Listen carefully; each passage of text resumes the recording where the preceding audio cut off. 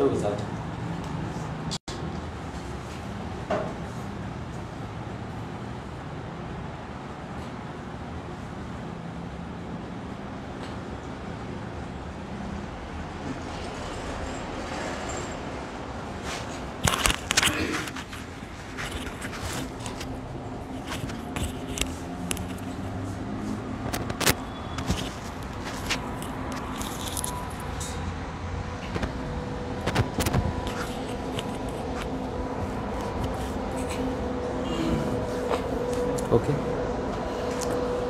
Sir, सगळ्यांना नमस्कार आणि सगळ्यात पहिल्यांदा मराठी नवीन वर्षाच्या सगळ्यांना शुभेच्छा. आज तसं पाहिलं तर महत्त्वाचा सण आहे आणि तरी देखील तुम्ही आज इथं आमच्या विनंतीला मान देऊन उपस्थित राहिलात. सगळ्यांचं स्वागत. जीवन शिक्षण फाउंडेशन आणि यशवंत क्लासेसच्या संयुक्त विद्यमाने गेल्या अनेक दिवसांपासून खरं तर पोस्ट कोविड ही सिच्युएशन आहे. आमच्यासारखं मनात यायचं की आपल्याला पालकांशी एकदा बोललं पाहिजे. पालक मिटिंगमध्ये विद्यार्थ्याचं म्हणजे रुटीनच बोललं जातं, म्हणून थोडंसं पालकांसाठी हा परिसंवाद असावा आणि म्हणून हा आपण गेल्या 1 महिन्यापासून ठरवायचं चाललं होतं आणि शेवटी तो आपला आजचा आपण दिवस ठरवला. या परिसंवादाचं पहिल्यांदा उद्दिष्ट असं आहे की सध्या सगळ्याच पालकांच्या समोर आणि शिक्षकांच्या समोरसुद्धा काही चॅलेंजेस आहेत आणि आमच्या निदर्शनास असं येतं की आधी असे असलेले अनुभव त्याला एक पॅटर्न असायचा, पण आता वेगळ्याच गोष्टी आहेत विद्यार्थ्यांच्या बाबतीतल्या. त्यांची मानसिकता असेल, एकूणच शैक्षणिक क्षेत्रामध्ये जे चॅलेंजेस आहेत त्याबद्दलही थोडंसं विचारमंथन असावं.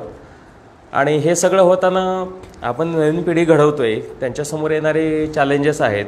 हल्ली एक सगळ्यात महत्त्वाचं म्हणजे सोशल मीडियाचा एक वेगळा प्रभाव या पिढीवरती पडताना आपल्याला दिसतो. आणि मग याच्यातनं सावरायचं असेल की आता सध्या एक नवीन गोष्ट आपल्या सगळ्यांच्या निदर्शनास येणारी आहे की ती म्हणजे मेंटल पॅन्डेमिक हा सर येणाऱ्या काळात येऊ घातलेला आहे. आणि मग याच्यामध्ये ही सगळी पिढी सावरली पाहिजे. आणि एक पालक म्हणून, शिक्षक म्हणून आपल्याला काय वाटतं, आपल्यासमोर जे चॅलेंजेस आहेत एकमेकांशी आपण ह्या गोष्टी शेअर केल्या तर याच्यावरती विचारमंथन होऊन आपल्याला ही पुढे आव्हानं जी असतील त्याच्यावरती मात करून पुढं जायचं आहे. आणि ही जी आपण भावी पिढी म्हणतो, ज्यांच्या हातात राष्ट्र आणि समाज द्यायचा आहे, तर त्यांना एक चांगलं फाउंडेशन आपल्याला देता येईल. या अनुषंगाने पहिल्यांदा आपलं एक पालक म्हणून, शिक्षक म्हणून विचारमंथन होणं अपेक्षित आहे आणि त्यासाठी हा परिसंवादाचा खटाटोप आहे. तर यानिमित्त शैक्षणिक क्षेत्रातले किंवा जे जाणकार आहेत त्या सगळ्यांचंच मी यशवंत क्लासेसच्या आणि जीवन शिक्षण फाउंडेशनच्या वतीनं मनापासून हार्दिक स्वागत करतो. या कार्यक्रमाच्यासाठी मग इथे विचारमंथन करण्यासाठी कोण असावं बाबा, तर आपल्या सगळ्यांना माहिती आहे की करमाळा तालुक्याच्या जे शैक्षणिक असेल, सांस्कृतिक असेल किंवा सगळ्याच क्षेत्रामध्ये एक आमूलाग्र बदल ज्यांच्या येण्यानं झाला, एक माइलस्टोन म्हणलं तरी हरकत नाही, असं आमचे मित्र, आमचे मार्गदर्शक, सगळ्यात महत्त्वाचं यश कल्याणी परिवाराचे सर्वेसर्वा आदरणीय गणेशजी करे पाटील सर यामध्ये असावेत. कारण त्यांच्याशिवाय करमाळ्यातलं सांस्कृतिक उत्थान नाही होऊ शकत आणि सरांनी त्यावेळेस बोलावं. कारण नेहमी आम्ही आता एकत्र बसतो, बोलतो, अनेकदा कित्येक रात्री उशिरापर्यंत आमच्या चर्चा होतात, पण त्यामध्ये शिक्षण, पालक आणि विद्यार्थी यापेक्षा वेगळा विषय कधीच नसतो. मग सरांची ही वेळ सध्याच्या त्यांच्या व्यस्त ह्याच्यामध्ये महत्त्वाची होती. आणखी कोण असावं, आता एक शैक्षणिक क्षेत्रामध्ये, प्रशासकीय क्षेत्रामध्ये आणि एकूणच ज्यांना सामाजिक आणि ह्या सगळ्या गोष्टींची आवड आहे, आदरणीय मनोज राऊत सर त्याच्यामध्ये असावेत. आणि सरांनीही अगदी या गोष्टींना सरांचा पाठिंबा असतो, उत्साह असतो. पण अनफॉर्च्युनेटली आता आज 30 मार्च आहे आणि सरांकडे धाराशिवच्या जिल्हा परिषदेचं एक महत्त्वाची जबाबदारी आहे. इमर्जन्सीमुळे यायची खूप सारांची इच्छा होती. असो, आणि याच्यामध्ये आणखी एक जाणकार कोण असावं, तर एक मी लहानपणापासून ज्यांना बघत आलो आहे, ज्यांना आम्ही आव्हा असत आलो आहे, महिला पालक असतात आणि त्यांच्यासाठी मग आदरणीय डॉक्टर दोशी मॅडम एक चांगल्या शल्यचिकित्सक आहेतच, संवेदनशील आहेत आणि त्याचबरोबर एक चांगल्या कवयित्री लेखिका आहेत आणि दीर्घ अनुभव आहे. एक समाजाचं त्यांचं रीडिंग चांगलं आहे. ह्या सगळ्या गोष्टी क्षितिज ग्रुपच्या माध्यमातून खूप चांगलं महिलांच्या उत्थानाचं काम निस्वार्थ भावनेनं करणाऱ्या आदरणीय मॅडम आहेत. आणि म्हणून आणि सगळ्यात महत्त्वाचं म्हणजे गुड पॅरेंटिंगच्या बाबतीतलं आपल्या सरांची एक उणीव भरून काढण्याचं महत्त्वाचं काम आमचे आदरणीय गेल्या अनेक वर्षापासून शैक्षणिक सेवेमध्ये अध्यापनाचं काम करतात. आपल्यापैकी बरेच जण पालक ओळखतात सुद्धा लावंड सरांना. सध्या सोलापूर जिल्हा इंग्लिश लँग्वेज टीचर्स असोसिएशनचं अध्यक्षपद सर भूषवत आहेत आणि त्या माध्यमातून ही शैक्षणिक चळवळ खूप चांगल्या पद्धतीनं चालू आहे. काल या लँग्वेज असोसिएशनच्या मार्फत आदरणीय करे पाटील सरांचं दिव्य मराठीच्या एक्सलन्स अवॉर्ड मिळाल्याबद्दल खूप सुंदर असा सत्काराचा कार्यक्रम करवाण्यामध्ये सर आणि सगळ्या त्यांच्या टीमने केलेला होता. म्हणजे हे जे ॲक्टिवनेस आहे तो खूप जास्त इम्पॉर्टंट वाटतो आम्हाला आणि त्या अनुषंगाने ही सगळी मंडळी या विचारमंथनामध्ये या प्रवाहामध्ये असावीत असं मनापासून वाटतं. असं असलं तरी आज सण आहे त्यामुळे अनेक पालक त्यांच्या सणासुदीच्या ह्याच्यामध्ये व्यस्त असल्यामुळे काही जण येऊ शकले नाहीत, पण आपण फेसबुकच्या माध्यमातून त्यांच्या सगळ्यांपर्यंत पोचतो आहे. तर ह्या सगळ्या मान्यवर मंडळींचं मी पुन्हा स्वागत करतो. आपण सगळे जाणकार आहात, अनुभवी आहात, पालक महिला भगिनी या सगळ्यांचं मी स्वागत करतो. आणि मी प्रथम आता जास्त वेळ तर आपल्यामध्ये घेत नाही मी, तर मान्यवरांचं आपण स्वागत करूया. मी आजचे प्रमुख मार्गदर्शक लावंड सर आहेत. पहिल्यांदा मी लावंड सरांचं या ठिकाणी स्वागत करू इच्छितो यशवंत क्लासेस आणि जीवन शिक्षण फाउंडेशनच्या वतीनं. तर मी आमचे नेहमीचे मार्गदर्शक आदरणीय श्रीरामे सरांना विनंती करतो की आपण यशवंत परिवाराच्या वतीनं आणि जीवन शिक्षण परिवाराच्या वतीने लावंड सरांचा ग्रंथ देऊन स्वागत करावं.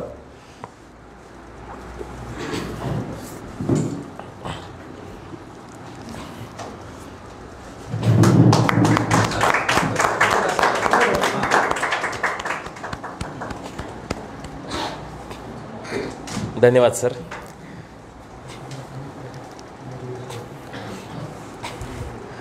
यानंतर आदरणीय डॉक्टर दोशी मॅडम एक खूप चांगल्या पालकत्वाचं उदाहरण आहे. मॅडमबद्दल बोललेलंच आहे मी.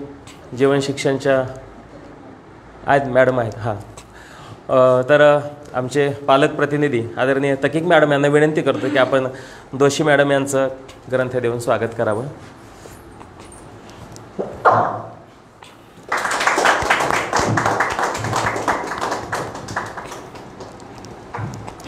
आणि यानंतर आपले सगळ्यांचेच आता सर लाडके पण झालेले आहेत, कारण सगळ्या कार्यक्रमांमध्ये लाडके असा उल्लेख भाऊंचा होतो आणि ते खरोखर तसं आहे. भाऊ डिझर्व करतात बऱ्याच गोष्टी. एक आदर्श आणि उत्तुंग व्यक्तिमत्व आदरणीय गणेशजी करे पाटील सर यांचं जीवन शिक्षण आणि यशवंत क्लासेसच्या वतीनं स्वागत होते, सन्मान होते. मी आमचे मार्गदर्शक आदरणीय डॉक्टर दळवी सर यांना विनंती करतो की आपण गणेश भाऊंचं ग्रंथ देऊन स्वागत करावं.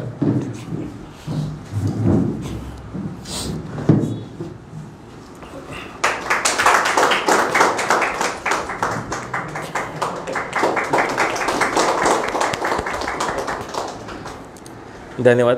मी सगळ्यांना बसण्याची विनंती करतो. आणि मी थोडक्यात आपल्या विचारमंथनाचं स्वरूप कसं असावं हा मुक्त संवाद आहे. त्याच्यामुळं पहिल्यांदा आपण पालक या संदर्भात बोलणार आहात. आपण आपले प्रश्नही सांगावेत, एक पालक म्हणून प्रश्न सांगावेत. जे शिक्षक पालक आहेत त्यांनी शिक्षक म्हणून जरी आपल्याला काही चॅलेंजेस असतील ते खुलेपणाने या ठिकाणी शेअर करावेत. हे सगळं करताना आपले अनुभव सांगावेत, त्याच्यातली पॉझिटिव्हिटी असेल तेही तुम्ही सांगावी आणि त्यानंतर त्याच्यावरती तुम्हाला काय वाटतं हे असं मुक्त संवाद असेल. आपण सगळेजण शिक्षक आणि पालक म्हणूनच या ठिकाणी सहभागी होतो आहे सगळे. आणि त्याच्यानंतर मग ही मान्यवर मंडळी बोलतील की या अनुषंगाने कुठल्या गोष्टींवरती बाबींवरती आपल्याला जे चॅलेंजेस आहेत, एक शिक्षक म्हणून आणि पालक म्हणून आपलीही काही जबाबदारी आहे. विद्यार्थी हल्ली व्यक्त होत नाहीत, सगळ्यात मोठी गोष्ट आम्हाला जाणवणारी किंवा सोशल मीडियाचा प्रचंड एक प्रभाव त्याच्यावरती आहे. म्हणजे एक सुरुवात करायची म्हणून मी काल परवा एका विद्यार्थ्याला, म्हणजे आम्ही ज्यांना शिकवतो त्यातल्या एका विद्यार्थ्यानं अतिशय प्रांजळपणे सांगितलं वर्गामध्ये की सर मोबाईल फारच बघू वाटतो आणि अभ्यास करूच वाटत नाही. म्हणजे हा एक मोठा ज्वलंत प्रश्न आहे. आणि अनेक बरेच बाकीचे पण प्रश्न आहेत की या संदर्भात विद्यार्थ्यांचं एक थोडंसं डायव्हर्जन झालेलं आहे. कशा पद्धतीनं आपल्याला त्यांना योग्य पद्धतीनं करता येईल, मग आपल्याला एकमेकांच्याकडून काही नव्या कल्पना येतील, ह्या सगळ्या अनुषंगाने आपला हा मुक्त संवाद आहे. तर ओव्हर टू यू ऑडियन्स. तर सुरुवात आपल्याला करायची, कुणापासून करावी?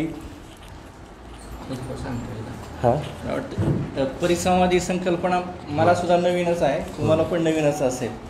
तर पालक म्हणून बऱ्याचशा समस्या येतात मुलांना वाढवताना असतील. आम्ही शिक्षक आहोत तर आम्हाला शिकवताना वाटतं 10वीपर्यंत मुलांना अभ्यास करा म्हणून सांगतो, पण पुढे काय करायचं हे सांगता फारसं येत नाही.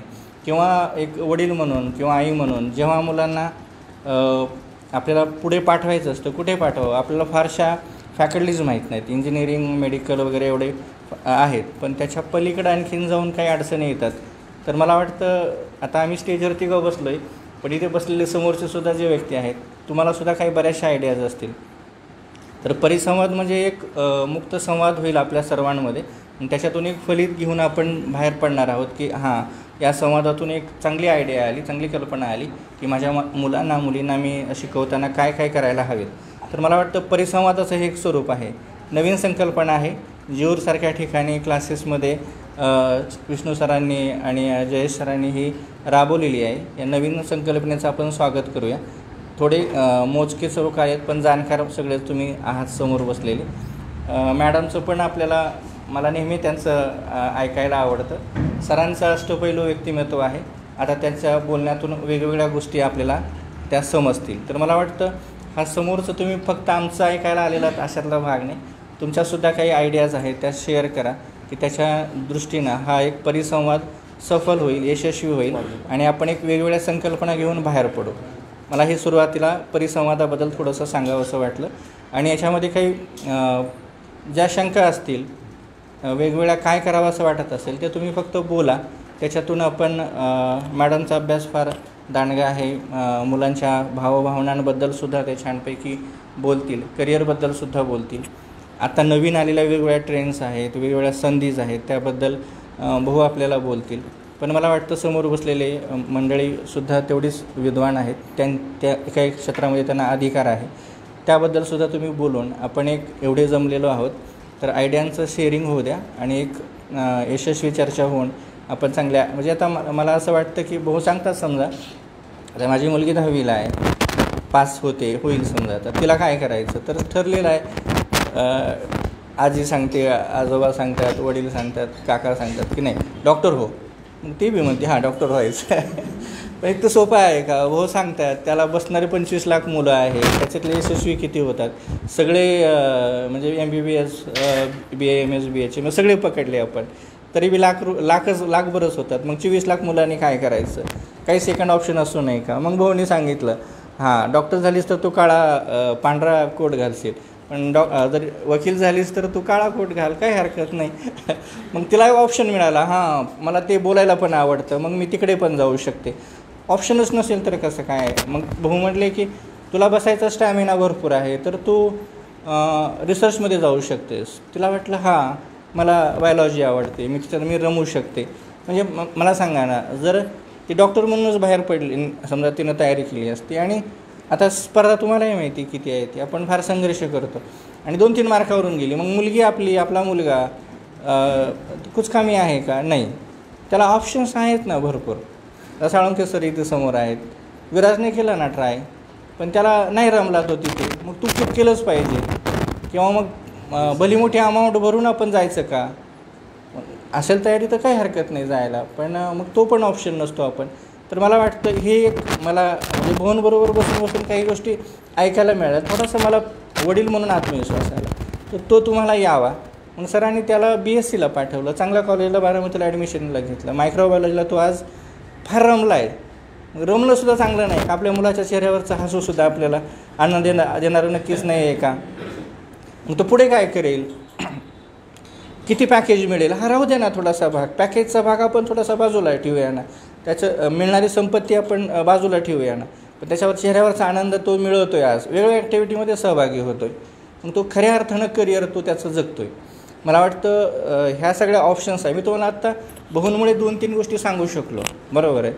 तर ह्या तुम्ही आणखीन चर्चेमध्ये सहभागी व्हा. तुम्ही वेळ काढला आहे, मॅडमसुद्धा म्हणल्या की आज सणाचा दिवस निवडला आहे, पालक सगळे येतील का, त्यांना आवरून थोडंसं यावं लागलं. पण आपण हे आजचा परिसंवाद ना फार या वेगळ्या अर्थानं यशस्वी करूया. मुलांना म्हणजे तुमची मुलं रांकीला लागले असतील तर आनंद आहे, आणखीन त्या प्रवाहात असतील तरी आहे, पण मला वाटतं तुम्ही प्रत्येक एका घटकाचं प्रतिनिधित्व करता. तुमची मुलं रांकीला लागली असतील तर आनंद आहे, तुम्ही इतरांना सांगू शकता. तुमचा एक सल्ला मला वाटतं त्या मुलाच्या आयुष्यासाठी नक्कीच मार्गदर्शक ठरू शकतो.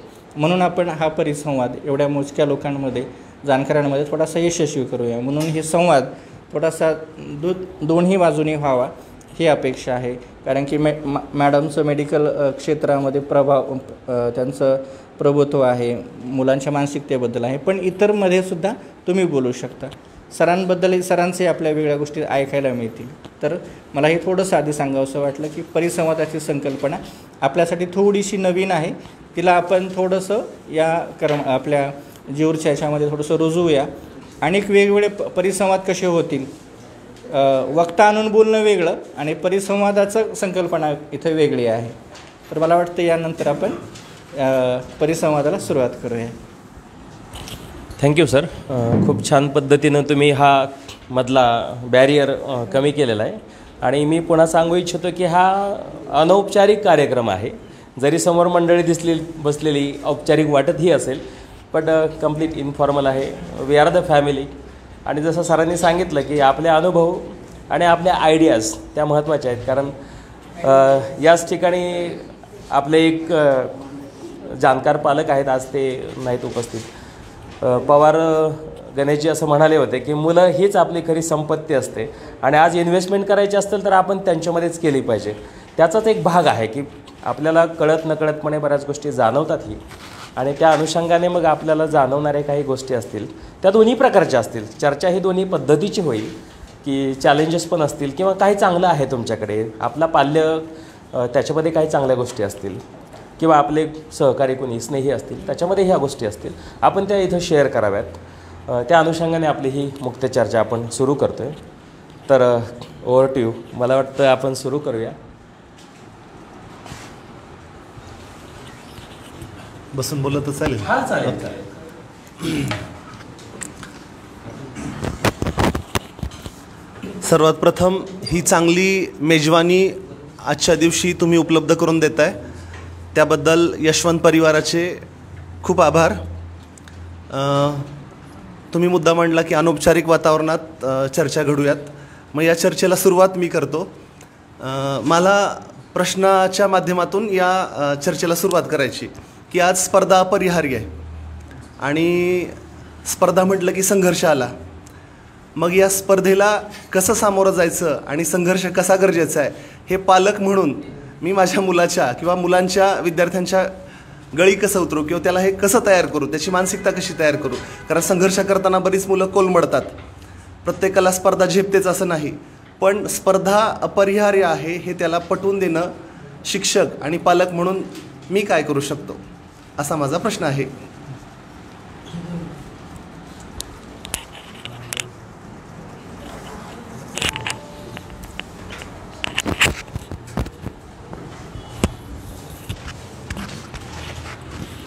नमस्ते. आत्ता आपण प्रश्न चांगला विचारलेला आहे. आणि जीवन आणि यशवंत क्लासेस, म्हणजे जीवनात जर यशस्वी व्हायचं असेल तर यशवंत क्लासेसनी हा जो उपक्रम पाडव्यानिमित्त सुरू केला आहे खूप चांगला आहे. यशाची गुढी आपण उभा करायची आपल्या मुलांची, पर्यायाने आपली पण ती यशाची गुढी उभी राहणार आहे. फार मी सुरुवातीला परत जास्त तो सगळा भाग रिपीट करत नाही. तुम्ही जो प्रश्न विचारला आहे की स्पर्धा आणि मुलांच्या गळी कशी उतरवायची, पहिली गोष्ट तर अशी की स्पर्धेचं युग आहे, मान्य आहे, पण स्पर्धा स्पर्धा स्पर्धा म्हणून त्याच्या डोक्यावर जे आपण हॅमरिंग करतो की रॅट रेस आहे, या रॅट रेसमध्ये तू पळलंच पाहिजे आणि तुझा पहिला नंबर यायलाच पाहिजे, हे जे आपण त्याला प्रेशर देतो ना ते पहिल्यांदा कमी केलं पाहिजे. की अभ्यास तू एन्जॉय कर, संपूर्ण वर्षभरात तू जे शिकणार आहे ना ते मनापासून शिक आणि त्यातनं तुला काय मिळतंय जगण्यासाठी हे तू पहिल्यांदा शोधून काढ. आणि मग तुला बी प्लॅन पण तयार पाहिजे की स्पर्धा आहे, मान्य आहे, समजा तुला मेडिकलला जायचं आहे, ठीक आहे, तुला मार्क कमी पडले तर मग तू दुसरा कुठला पर्याय निवडणार आहेस. कारण सगळ्यांना तर ते ॲडमिशन मिळणार नाही आहे. म्हणजे यशाने हुरळून जायचं नाही आणि अपयशाने खचून जायचं नाही, हे आपण सुरुवातीपासून जर मुलाला शिकवलं आणि त्याची कपॅसिटी बघून आपण प्रेशर द्यायला पाहिजे. की आपल्या मुलाची कपॅसिटी 65% असेल आणि आपण त्याला म्हणलं की तुला 90 मिळालेच पाहिजे तर ते त्याला प्रेशर येतं.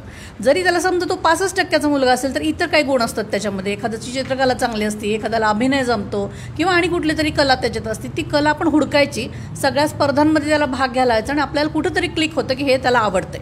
मग त्या क्षेत्रामध्ये करिअर करण्यासाठी आपण त्याला प्रेरित करू शकतो, जेणेकरून स्पर्धा कमी होईल, त्याला आवडत्या क्षेत्रामध्ये करिअर करता येईल आणि आपलं जे टेन्शन असतं की इतके मार्क नाही मग आता काय करू हे पण प्रेशर मला वाटते कमी होईल.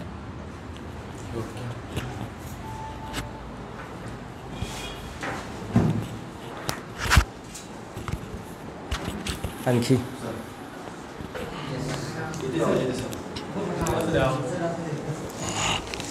ठीक आहे, मी करतो रोटेट.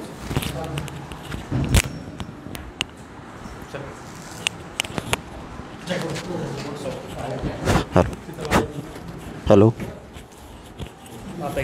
येते सर, नमस्कार.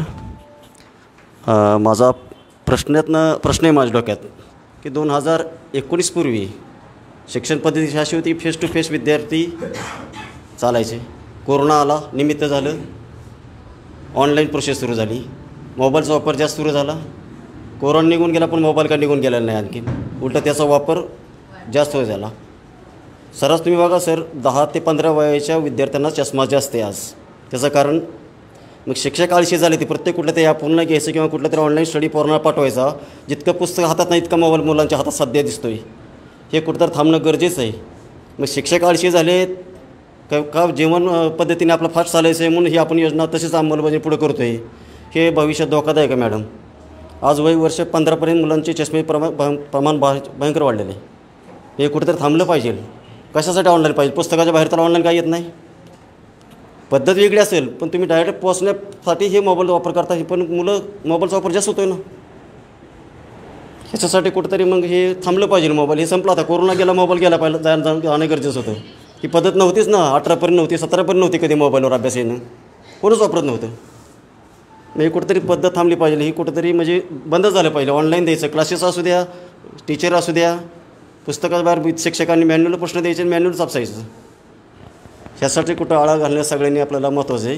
नाही तर ही भयंकर अवस्था बेकार आहे मॅडम. ही पोरं खेळायला बाहेर जात नाहीत, पूर्ण मोबाईलमध्ये गुंततात. खर्च तर आहेच, रिचार्ज मारावाच लागतोच आहे. फायदा काय? म्हणजे एकीकडे आपण सशक्त पिढी बनवायचा की करतो आणि एका बाजूला आपण त्याचं अवयवी करतो आहे. किती दिवस टिकणार ही सुधारणारी पिढी? किती दिवस लाईफटाईम चालणार ह्यांचं देऊन? हे कुठं आळा बसण्यासाठी तुम्ही ऑनलाईन पद्धती बंद होणे गरजेचं आहे असं मला वाटतं सर. पोरांचं वाचन कमी झालं आहे, लिखाण वाढलं आहे. प्रत्येक शिक्षकाने होमवर्क देतो आहे, अमुक गोष्टी एवढी लिहूनच आणा म्हणतो आहे. पण कुठलाच शिक्षक म्हणत नाही की उद्या तुला 4 नंबर पान वाचायचं आहे, तुला उद्या वाचून ये म्हणून. स्वतःचा मुलगा बघा सर, वाचतो आहे किती आणि लिहितो आहे किती. एका महिन्याला त्याला 2 वह्या लागतात सर, 100-200 पेजेसच्या वह्या लागतात फक्त. याच्या एकेका विषयाच्या वर्षाअखेरपर्यंत 3-3 वह्या पूर्ण होते ती, पण त्याचं एक पूर्ण पुस्तक वाचून कधी होत नाही वर्षात. वाचन संकल्पनाच कमी झाली, शिक्षकांकडूनच कमी झाली सर. प्रत्येक वेळा गृहपाठ घेऊन आणायचा, स्वाध्याय लिहून आणा. अरे लिहिलं तुझ्या लक्षात आहे का? आणि पोरं भीतीपोटून लिहिता येतील, लिहित नाही असं नाही. म्हणजे कुठंतरी ही गोष्ट थोडं कसं बंद करता येईल, खूप महत्त्वाचा विषय सर. या संदर्भात आणखी कोणाचं काही म्हणणं आहे का? म्हणजे निर्मळ सरांचं जे मत आहे ते पण अतिशय महत्त्वाचं आहे.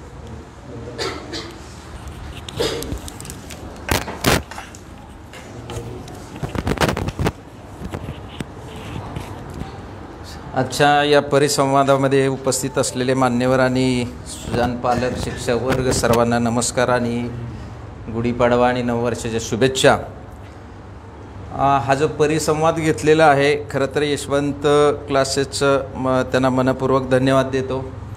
कारण पवार सर, शिंदे सर आहेत, सातत्याने विद्यार्थ्यांच्या सर्वांगीण विकासासाठी, शिक्षण तर आहेच, मार्क्स आहेत, मेरिट आहे, पण सर्वांगीण विकासासाठी वेगवेगळे कार्यक्रमाचं आयोजन करत असतात. तर आजचा हा परिसंवाद आयोजित केला आहे, विषय खूप छान आहे. पण मुलांना मी आता थोडंसं वेगळ्या विषयावर बोलतो आहे की मुलांना करिअरसाठी काही नवीन ऑप्शन किंवा मार्ग देण्यापेक्षा आजची जर व्यवस्था पाहिली, शिक्षण व्यवस्था आणि पालकांची परिस्थिती, अवस्था आणि त्यातून पाल्य आपला काय करतो हे जर पाहिलं तर हे खरं तर आज गंभीर आहे. मुळात असं आहे की पालकांच्या अवास्तव अपेक्षा मुलांच्याकडून दिसतात.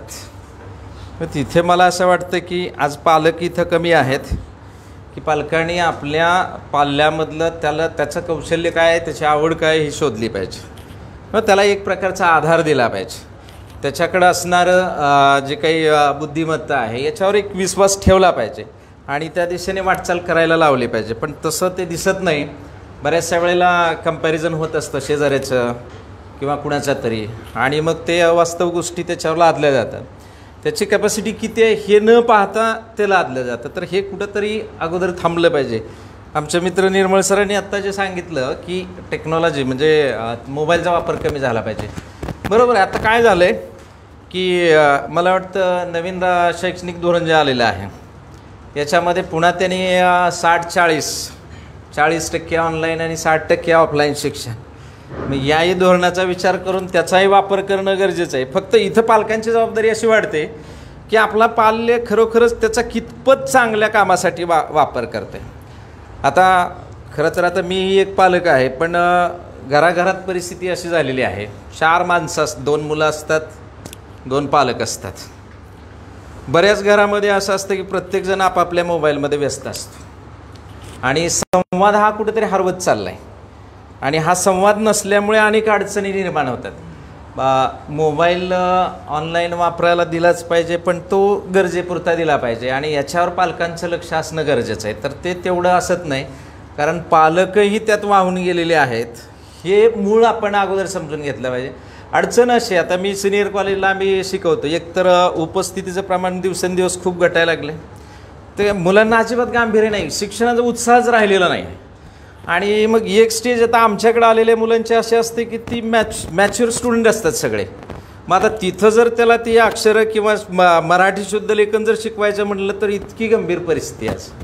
मला वाटतं मागच्या आठवड्यामध्ये सर्वांनी पाहिलं असेल, जागतिक महासत्ता म्हणणाऱ्या अमेरिकेने काय निर्णय घेतला, शिक्षण व्यवस्था बरखास्त करायचं ठरवलं. पण का तर म्हणजे तिथंसुद्धा आपल्यासारखीच अवस्था आहे. आणि मग यासाठी मुळात ही जबाबदारी म्हणजे आता याच्यामध्ये कसं आहे, शिक्षक आहेत, समाज आहे आणि सर्वात महत्त्वाची जबाबदारी येते ती पालकांची येते. बऱ्याचशा वेळेला काय होतं, पालक काय करतात, एखादं चांगलं इन्स्टिट्यूट बघतात, चांगला क्लास बघतात, तिथं पैसे पॅकेज जास्त द्यायचं आणि आपण त्यातून मोकळं व्हायचं. तर हे मोकळं होऊन चालणार नाही. तर ते जबाबदारीने पालकांनी ते तिथं पाहणं गरजेचं आहे. दुसरी एक गोष्ट अशी आढळते त्याच्यामध्ये, करिअरचे ऑप्शन दिले पाहिजेत. हे माझी इच्छा आहे, माझा मुलगा कलेक्टर झाला पाहिजे किंवा डॉक्टरच झाला पाहिजे, आपल्या इच्छा त्याच्यावर लादून उपयोग नाही. हे त्याच्यामधलं कौशल्य आपण शोधलं पाहिजे, त्याला निवडीला संधी दिली पाहिजे. आणि या बऱ्याचशा गोष्टी शिक्षकापेक्षा प्राथमिक स्तरावर त्या पालकांकडून होणं गरजेचं आहे. तरच पुढं आव्हानच, आपल्यापुढं खूप मोठी आव्हानं आहेत. या शैक्षणिक धोरणामध्ये बऱ्याच काही नवीन गोष्टी आलेल्या आहेत, त्याची तर अंमलबजावणी करावं लागणारच आहे आपल्याला. त्यांनी जे आपल्याकडे देईल त्या पद्धतीने आपल्याला जावं लागणार आहे. आता त्यातल्या काही गोष्टी आपल्याला हे नको ते नको म्हणून आपण कमी करू शकत नाही, पण त्याच्यावर एक वेगळा मार्ग काढून ही सार्वजनिक जबाबदारी म्हणून ती घेतली पाहिजे. आणि मूळ भाग जो आहे तो पालकांकडे येतो. एक माझं कदाचित पालकांना ते पटणार नाही की जास्तीत जास्त जबाबदारी पालकांची, कारण पाल्य आपला हा जास्त वेळ पालकांच्याकडे असतो, शिक्षकाकडे खूप कमी वेळ असतो. आणि त्याच्यात ते शिक्षक ओळखतात कुणामध्ये काय स्किल आहे आणि या शिक्षण व्यवस्थेमधून काय साध्य झालं पाहिजे, तर त्याला त्याचं कौशल्य शोधता आलं पाहिजे शिक्षणामधून. म्हणजे केवळ मार्क्स हे महत्त्वाचे नाहीत. एक माझं जर असं मत आहे अलीकडे की आज परिस्थिती म्हणजे मानवतावाद हरवत चाललेला आहे. आणि म्हणून यातून एक पहिलं आपण एक विचार केला पाहिजे की सुसंस्कृत माणूस मानव कसा घडेल त्यामधून पहिला, आणि त्याच्यानंतर मग करिअर या सगळ्या गोष्टी आहेतच. दुसरा एक भाग पालकांच्याकडेच जातो, तो म्हणजे त्याचं आरोग्य आणि आहाराकडे लक्ष दिलं जात नाही. टार्गेट एकच असतं फक्त टॉपरचा कंपॅरिझन करून. तर त्याचा आहार म्हणजे तुमचा अभ्यास असेल, व्यायाम असेल, खेळ असेल, याचा कुठेतरी समतोल साधला जातो आहे का नाही हे पाहिलं पाहिजे. आता खेळ, मैदानी खेळ मला वाटतं बऱ्यापैकी बंद झाले. शाळा महाविद्यालयातले सुद्धा संपायला लागलेले आहेत आणि मग त्याचा आरोग्यावर पुन्हा विपरीत परिणाम होतो. फक्त करिअर म्हणजे तुमचं मार्कशीट नव्हे, तर त्या सगळ्या गोष्टींची जोड देणं गरजेचं आहे. बोलण्यासारखं बरंच आहे, आणखी बरेचसे मान्यवर आहेत. थांबतो. धन्यवाद.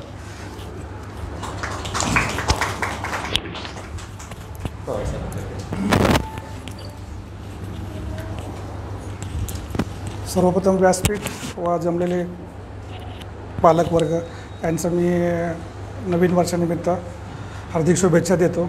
मी प्रदीप पवार, श्री कॉम्प्युटरचा संचालक. 22 वर्ष झालं इथं जिओमध्ये कॉम्प्युटर इन्स्टिट्यूट चालवतो. पालक आणि विद्यार्थ्यांचा पाल्य ह्यांच्यामधला गॅप खूप जास्त झाला असं मला वाटतं, की त्याच्याकडे लक्ष द्यायला म्हणजे ठीक आहे, मला तो किती वेळ करतो आहे अभ्यास, किती तास केला, तो म्हणतो मी 2 तास केला, ठीक आहे झाला 2 तास, आज तुला सुट्टी, जा खेळायला, हे आपण त्याच्याकडे बघतो. आज किती वेळ केला, त्याने सांगितलं नाही केला आज, बरं ठीक आहे, का नाही केला ह्याचे रिझन नाही विचारत, बरं ठीक आहे उद्या नक्की कर.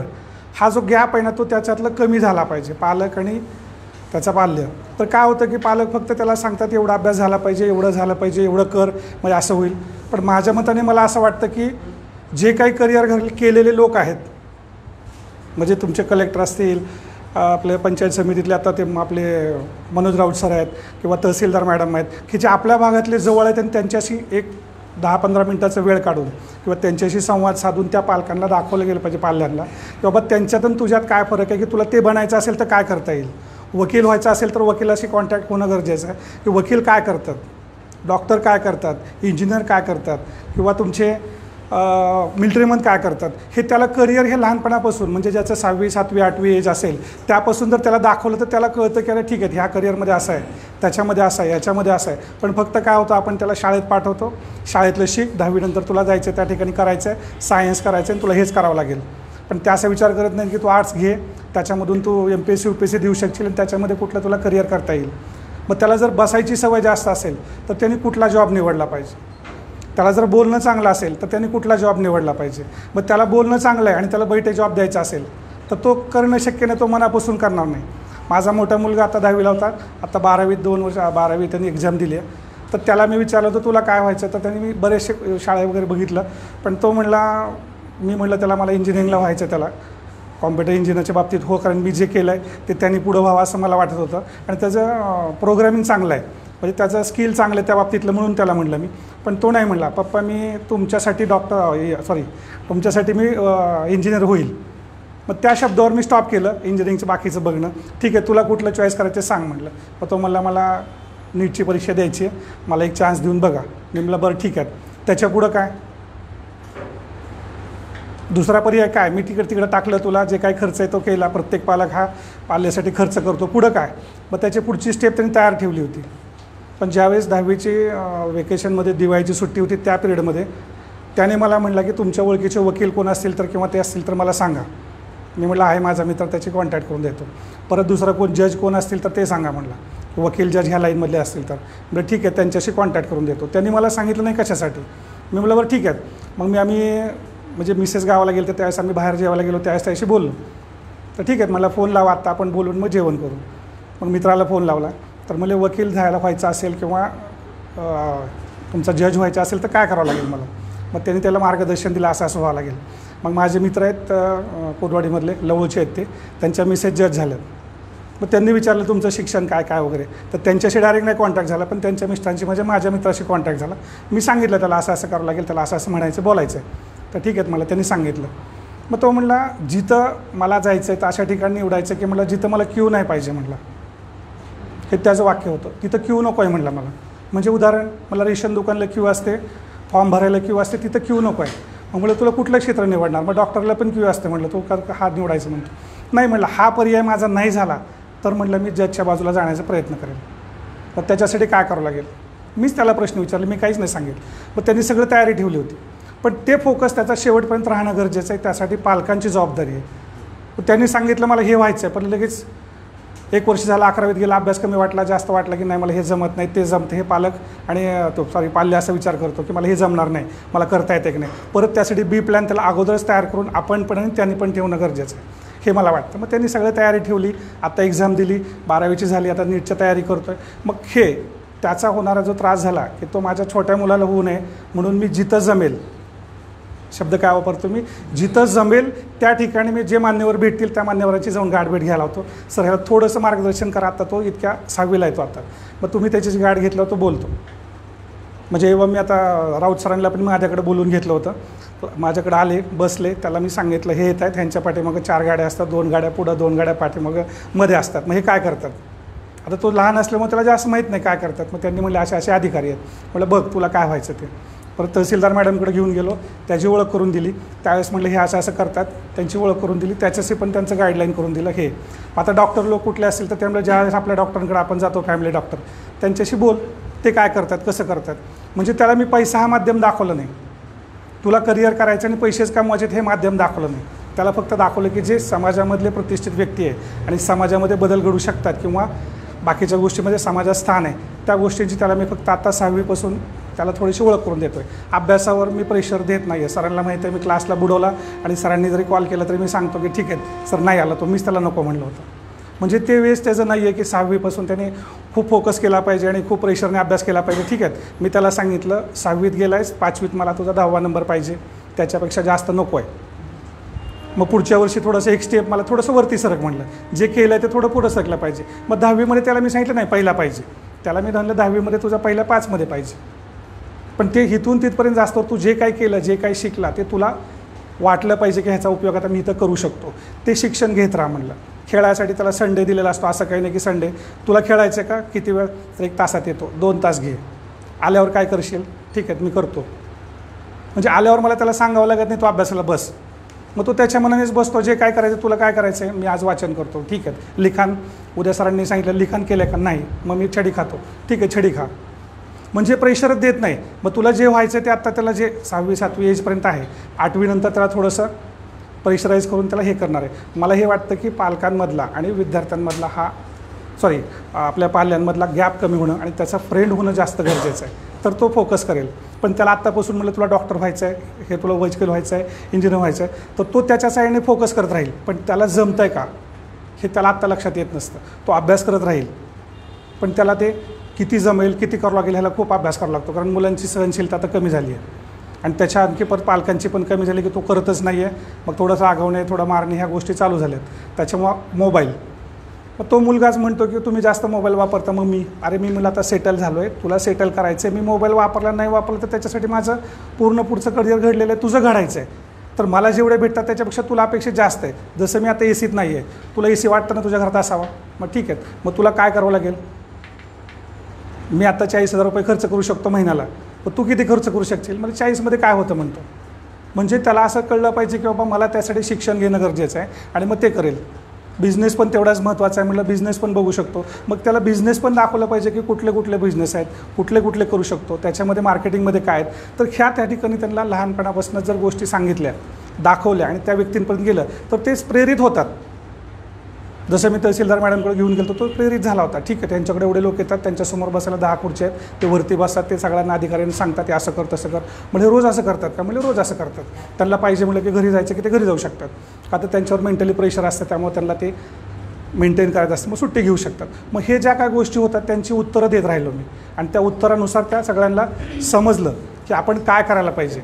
म्हणून तो मुलाला मी काय केलं की लहानपणापासूनच छोट्या छोट्या गोष्टी देत राहिलो की ज्या त्याला पुढच्या फ्युचरमध्ये उपयोगाला येतील. आणि मी बरेचसे पालक बघितले म्हणजे मी ऑब्झर्व करतो की जे पालक काय म्हणतात, अरे तू ह्याच्यापेक्षा कमी मार्क पडले, त्याच्यापेक्षा का नाही जास्त पडले, अरे एवढे पडले, मी त्याला म्हणतो खूप झाले, त्याचा कितवा नंबर आहे, 5वा, तुझा 7वा आला नाही, 8वा अपेक्षित होता मला, 7वा तरी आला आहे, मला अपेक्षित किती होता 8वा, तुझा कितवा आला आहे, 7वा आला आहे. मग हा अपेक्षित ठेवलेल्या ज्या गोष्टी असतात त्याला आपण हे द्यायला पाहिजे, सपोर्ट केला पाहिजे की तुझं 7वा पुढच्या वर्षी येईल, नेक्स्ट एक्झाममध्ये कर.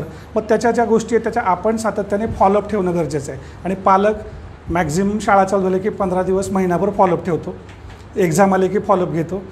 परत फायनल एक्झाम आली की त्यावेळेस एक फॉलोअप ठेवतो. मला असं वाटतं की पालक हा 3 वेळेस फॉलोअप ठेवतो. एकदम शाळा चालू झाल्यावरती, नंतर मधली एक्झाम येते त्यांची दिवाळीच्या वेळेस एक्झाम असते त्यावेळेस एक, आणि फायनल एक्झामला एक. हा फॉलोअप त्याचा कंटिन्यू राहायला पाहिजे आणि मिनिमम 5 मिनिट तरी दिवसातले त्या मुलाला दिले गेले पाहिजे, की जे अभ्यास सोडून असावेत.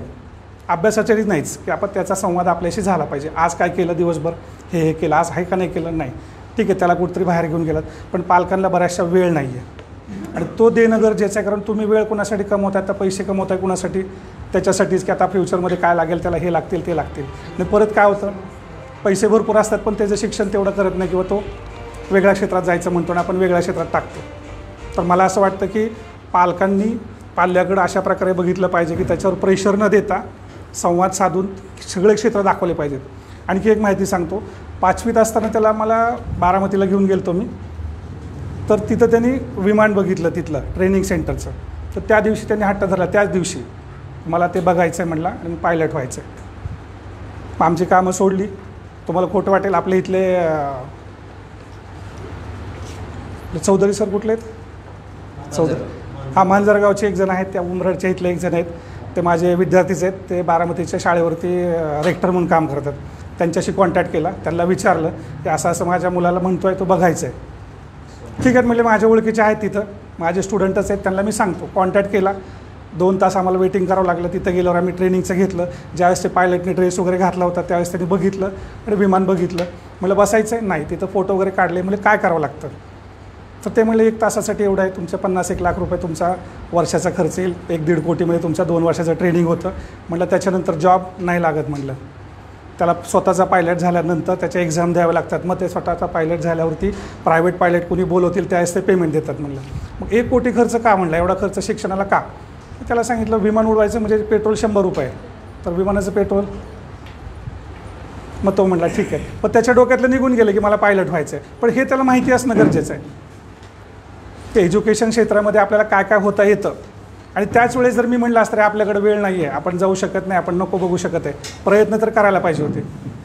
तर ही गोष्ट काय की पाल्य आणि पालक ह्यांच्यामधला संवाद जास्त गरजेचा आहे. आणि ज्यावेळेस संवाद होईल त्याच्यामध्ये ऑटोमॅटिक मोबाईल कमी होईल. मोबाईल कमी करा किंवा सगळे असं म्हणतात मोबाईल कमी व्हायला पाहिजे. माझ्या हिशोबाने मोबाईल असायला पाहिजे, पण त्याचा योग्य वापर पाहिजे. बाकीच्याला वाटेल असं, मोबाईल असणारे व्यक्ती फक्त पहिलेच म्हणतात की मोबाईल ही असायला पाहिजे म्हणणारे. मला असं वाटतं की असायला पाहिजे. कारण काय झालं की आता शिक्षित, पहिलं होतं अशिक्षित आणि शिक्षित, आता काय झालं आहे शिक्षित आणि सुशिक्षित. ज्याला कॉम्प्युटर किंवा मोबाईल वापरता येतो व्यवस्थित, तर तो काय झाला सुशिक्षित. आणि ज्याला वापरता येत नाही तो फक्त शिक्षित झाला, लिहिता वाचता येतं आणि फॉर्म भरता येतो, त्याला मोबाईल ऑपरेटिंग वगैरे येत नाही किंवा त्याला कॉम्प्युटर ऑपरेटिंग येत नाही. ह्या 2 व्याख्या, आता पहिलं अशिक्षित भाग निघून गेला, आता हे 2 वाक्य फक्त राहिलेत शब्द, की शिक्षित आणि सुशिक्षित. की ज्याला कॉम्प्युटर येतो तो झाला सुशिक्षित, त्याला कुठल्याही गोष्टी करायच्या मला तर. आणि ज्याला फक्त लिहिता वाचता येतो तो काय झाला शिक्षित. मग त्यांनी त्या मोबाईलचा वापर किती करायचा हे पालकांच्यावर डिपेंड आहे. मी त्याच्याबरोबर स्वतःहून पिक्चर बघतो, मूवी बघतो. मोबाईलवर बघायचे का, ठीक आहे मोबाईलवर बघ, थोड्या वेळ बघ. किती वेळ बघायचं, त्या शॉर्ट स्टोरी असतात, अर्धा तास. मग त्याला स्टोरी काय बघायची, कुठल्या बघायच्या, तर मोटिवेशनल स्टोरी दाखवतो. मोबाईलचा वापर होऊ द्या 2 तास, होऊ द्या 3 तास, त्याला कंटाळा येणारच आहे. एक गोष्ट अशी आहे की प्रत्येक गोष्टीला काय असतं लिमिट येतं, ऑटोमॅटिक कंटाळतो, भूक लागते, परत जेवण करतो, परत बघायचं का म्हणतो. एक दिवस असं करायचं की त्याचं कंटिन्यू मोबाईलचं असं वाटलं पाहिजे आता नकोच आहे मोबाईल मला. आणि त्या प्रकारात आमचं झालं की कंटिन्यू मोबाईल असायचा, कंटिन्यू, आम्ही नाहीच म्हणत नव्हतो. मग एक दिवशी म्हणलं, तोच म्हणला की तुम्ही मोबाईल नको का म्हणताय, मला का म्हणत नाही आहे तुम्ही मोबाईल. मी असू देत ना, मोबाईलने तुझा फायदा होतो, काय झालं तू आम्हाला सांगणार आहे 15 दिवसांनी की तुझा फायदा काय झाला. तेवढा फायदा मला सांगायचा, लिहून द्यायचे 15 पॉईंट, मला मोबाईलने एवढा फायदा झाला, बस झालं म्हणलं. म्हणून तुला आम्ही मोबाईल नाही म्हणत नाही, आला की मोबाईल घे, आम्ही स्वतःहून देत होतो. त्याचा मोबाईल आता प्रमाण कमी झालं, हळूहळू कमी झालं, आणि मग तो त्याच्यातनं बाहेर पडेल. 6वीला आहे. तुमच्याकडनं पण 2-3 अवॉर्ड त्यांनी घेतलेत. ते तलवारबाजी कराटेमध्ये होता, तुमच्याकडे पण आला होता. धन्यवाद.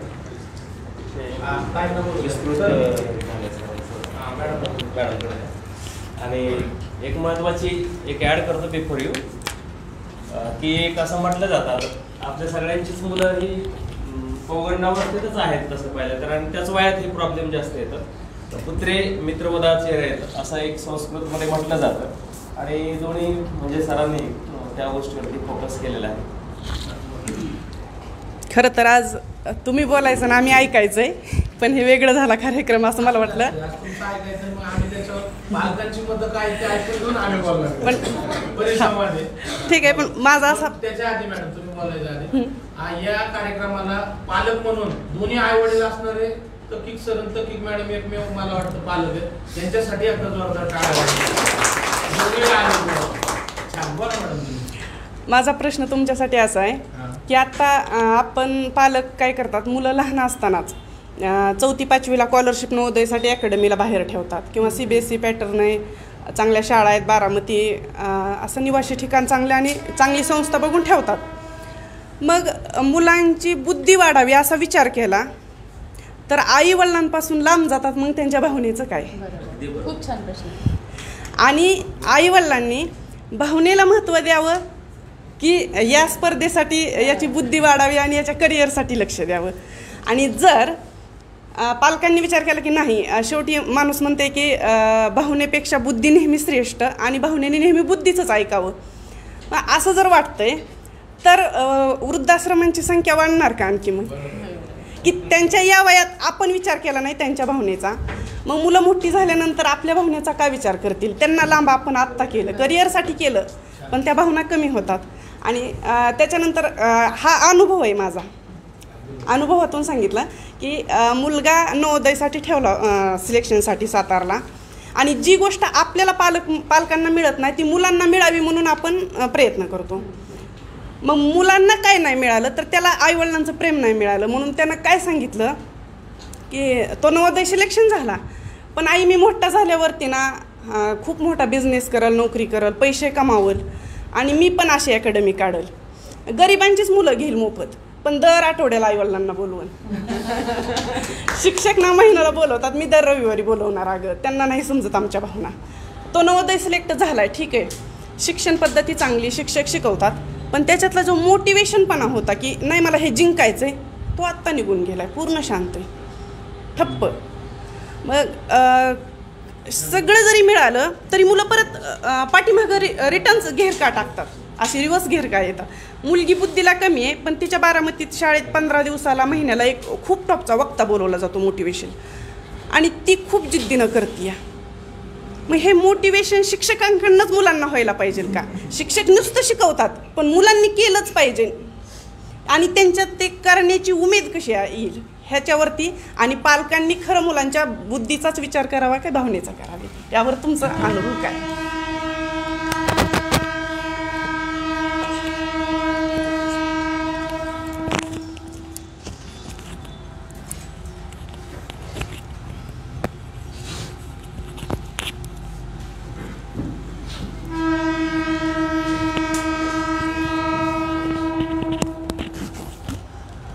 सगळ्यात पहिल्यांदा गुढीपाडव्याच्या निमित्तानं आपण सगळे बाकीचे आपले घरातल्या आनंदाला, सणाच्या सगळ्या उत्सवाला फाटा देत या ठिकाणी विद्यार्थ्याच्या करिअरच्या वाटा निवडण्यासाठी इथपर्यंत आलात.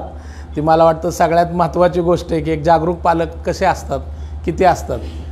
आणि त्यामुळे मी सगळ्यात पहिल्यांदा आपणा सर्वांचे या ठिकाणी मनपूर्वक असं हार्दिक स्वागत करतो, आपलं अभिनंदन करतो आणि आपल्या सगळ्या पालकांना या निमित्तानं मी धन्यवाद देतो. हा परिसंवाद खूप छानपैकी चालू आहे. शिंदे सरांनी सुरुवातीला प्रास्ताविकात मुद्दे मांडले. आजच्या परिसंवादाचं कुठल्या दिशेने आपल्याला विचार प्रणाली राबवायची आहे, कुठल्या दिशेनं हे सगळं टॉक न्यायचं आहे. लावंड सरांनी त्याच्यामध्ये भर टाकत त्यांचे काही स्वतःचे अनुभव आले त्याच्याविषयी त्यांनी आपल्याला विस्तृतपणे सांगितलं. त्याच्यानंतर आदरणीय दळवी सरांनी त्याच्यामध्ये सखोलात जाऊन आणखी काय काय हवं आहे त्याची भूमिका मांडली. आदरणीय दोशी मॅडमने अतिशय सुंदर उत्तर देत त्याला त्याच्यामध्ये आणखी भर टाकण्याचा प्रयत्न केला. पवार सरांनी त्यांच्या मुलाचे अनुभव सांगितले. आणि आता एक महत्त्वाच्या प्रश्नावरती तकीक मॅडमने फार महत्त्वाचा मुद्दा छेडला आहे, भावना आणि विचार, भावना आणि बुद्धी. तर या सगळ्यांच्याकडे जात असताना मला जो काय अनुभव आहे, म्हणजे मी लहान मुलांमध्ये काम केलं आणि मी वृद्धाश्रमामध्येही काम केलं. म्हणजे मी 15 वर्ष आतश्री नावाचं पुण्यातलं सगळ्यात मोठं हायटेक वृद्धाश्रम आहेत की ज्यांची मुलं फॉरेनला आहेत, त्या वृद्ध आजी आजोबांना मी सांभाळण्याचं काम केलं. त्याचबरोबर करमाळा तालुक्यात गेली 10 वर्ष मी अगदी अंगणवाडीपासून ते महाविद्यालयीन विद्यार्थ्यांपर्यंत काम करण्याचा माझा अनुभव आहे. मला सगळ्यात पहिल्यांदा आपल्या पालकांना या निमित्तानं सांगायचं आहे की बऱ्याचदा विद्यार्थ्यांना लहानपणी खूप काही व्हावं वाटतं. पवार सरांनी त्यांच्या मनाची सगळी घालमेल या ठिकाणी अक्षरशः बोलून दाखवली. मुलांना मॅडम डॉक्टरकडे गेल्या वाटतं मला डॉक्टर व्हावं, शाळेमध्ये त्याला डान्समध्ये एखादा पोलिसाचा गणवेश चढवलेला असतो, त्याला वाटतं नाही मला पोलीस व्हायचं आहे. आमच्या काळी शक्तिमान फुल जोशमध्ये होतं, त्यावेळी आम्हाला वाटायचं ना शक्तिमान व्हावं, उडावं, कुठंतरी जावं, बसावं. अशा सगळ्या भावना विद्यार्थ्यांच्या मनामध्ये येत असतात. त्यांचं ते वय असतं आणि खऱ्या अर्थाने त्यांच्याकडं ऊर्जा उदंड असल्यामुळं मॅडम हे सगळं त्यांच्या मनामध्ये येत असतं. मी नेहमी सांगतो विद्यार्थ्यांना सुद्धा स्वप्न बघायचा अधिकार तोपर्यंतच आहे, ते 12वीपर्यंत आहेत किंवा कॉलेजपर्यंत आहेत. महाविद्यालयीन जीवन संपल्यानंतर सर यशस्वी होण्याचं स्वप्न बघण्याचं वयसुद्धा निघून जातं. धडाक्याबाज सिनेमामध्ये जसं लक्ष्मीकांत बेर्डेला एक तो गंगाराम सापडतो आणि त्याच्याकडे एक जादूची रीती असते आणि ती उडवत राहतो तोपर्यंत त्याचं सगळं स्वप्न पूर्ण होत असतं. तसंच महाविद्यालयीन जीवनाचं आहे.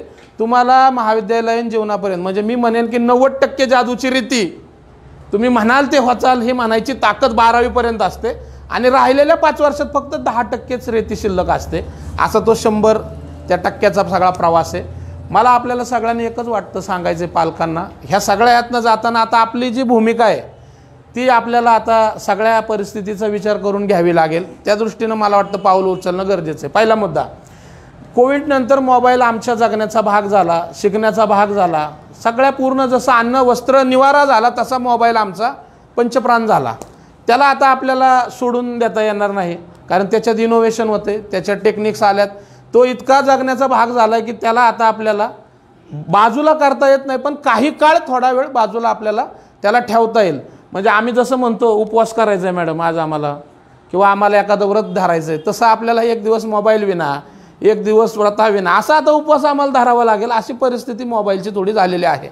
पण मला आपल्या सगळ्यांना सांगायचं आहे जागरूक पालक म्हणून, आज जे शिक्षण प्रणाली बदलते, माहितीचा स्फोट झालेला आहे आणि मग शाळेमध्ये आपण निबंध लिहायचो विज्ञान शापके वरदान, तशाच प्रकारचा आता मोबाईल शापके वरदान हा ठरण्याचा विषय आहे. तो थोडासा जरी आपण बाजूला ठेवला तर त्या मोबाईलमधले जे सकारात्मक मुद्दे आहेत मला ते अतिशय महत्त्वपूर्ण वाटतात. म्हणजे या मोबाईलने आम्हाला काय केलं मॅडम, आजपर्यंत आम्ही फक्त सलमान खान, शाहरुख खान, मोठमोठ्या हिरोंचंच आयुष्य बघायचो, पण सर्वसामान्य सूरज चव्हाणसारखा विद्यार्थीसुद्धा या मोबाईलचा प्लॅटफॉर्म वापरून त्या सगळ्या जगामध्ये जाऊन त्यांनीसुद्धा त्याचं आयुष्य म्हणजे चांगल्या प्रकारे त्याच्याकडे अटेन्शन द्यायला भाग पाडले, तो सुद्धा यशस्वी झालेला आहे.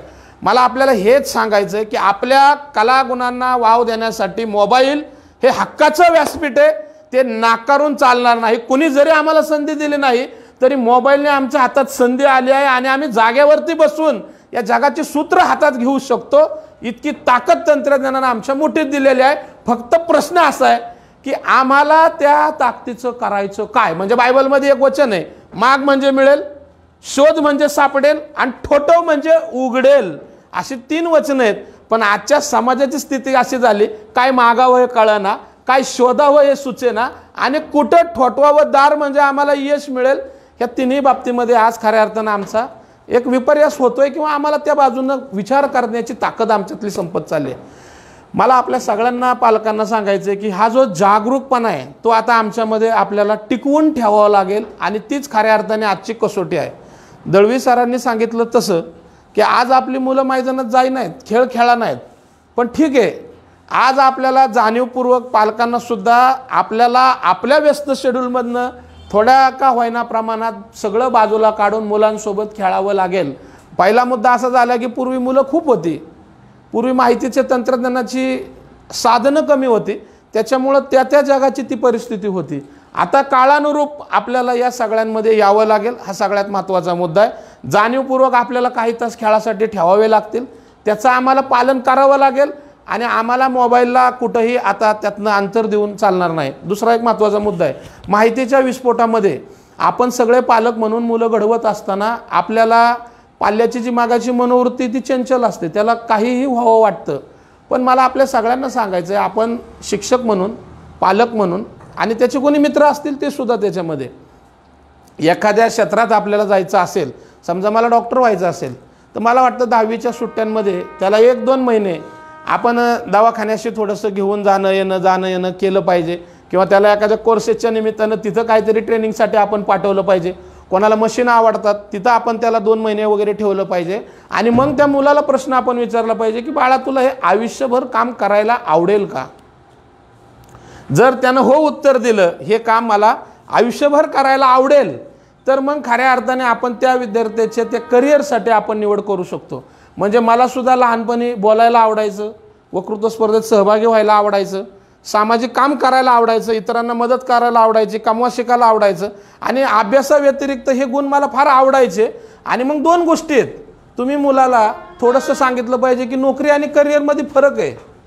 आज आपल्याला जे काम मॅडम आपण घड्याळ बघून करतो त्याला नोकरी म्हणायचं. सगळेजण पालक माझ्याशी विचाराशी सहमत असतात. जर आपण घड्याळ बघून काम करत असू तर ती आपली नोकरी झाली. पण ज्या कामात आपण घड्याळच पाहत नाही, रात्रंदिवस आम्ही हरकून जातो, ती गोष्ट आमच्या मनामध्ये राहते, तिला वेळ माणूस आवर्जून काढतो आणि त्या गोष्टी डेव्हलप होत जातो.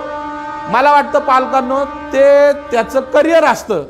आणि म्हणून मला तुम्हाला सांगायचं आहे, सगळ्या पालकांनी मुलांकडे लक्ष ठेवताना याचा कल कोणीकडे आहे, नोकरी म्हणून हा कुठल्या विषयाकडे प्रयत्न करतोय आणि त्याला जे आवडतंय ती गोष्ट त्याला आम्ही करिअर म्हणून देऊ शकलो तर मला वाटतं तिथं पहिल्यांदा आपल्या मनामध्ये प्रश्नचिन्ह नसलं पाहिजे मुलं घडवताना.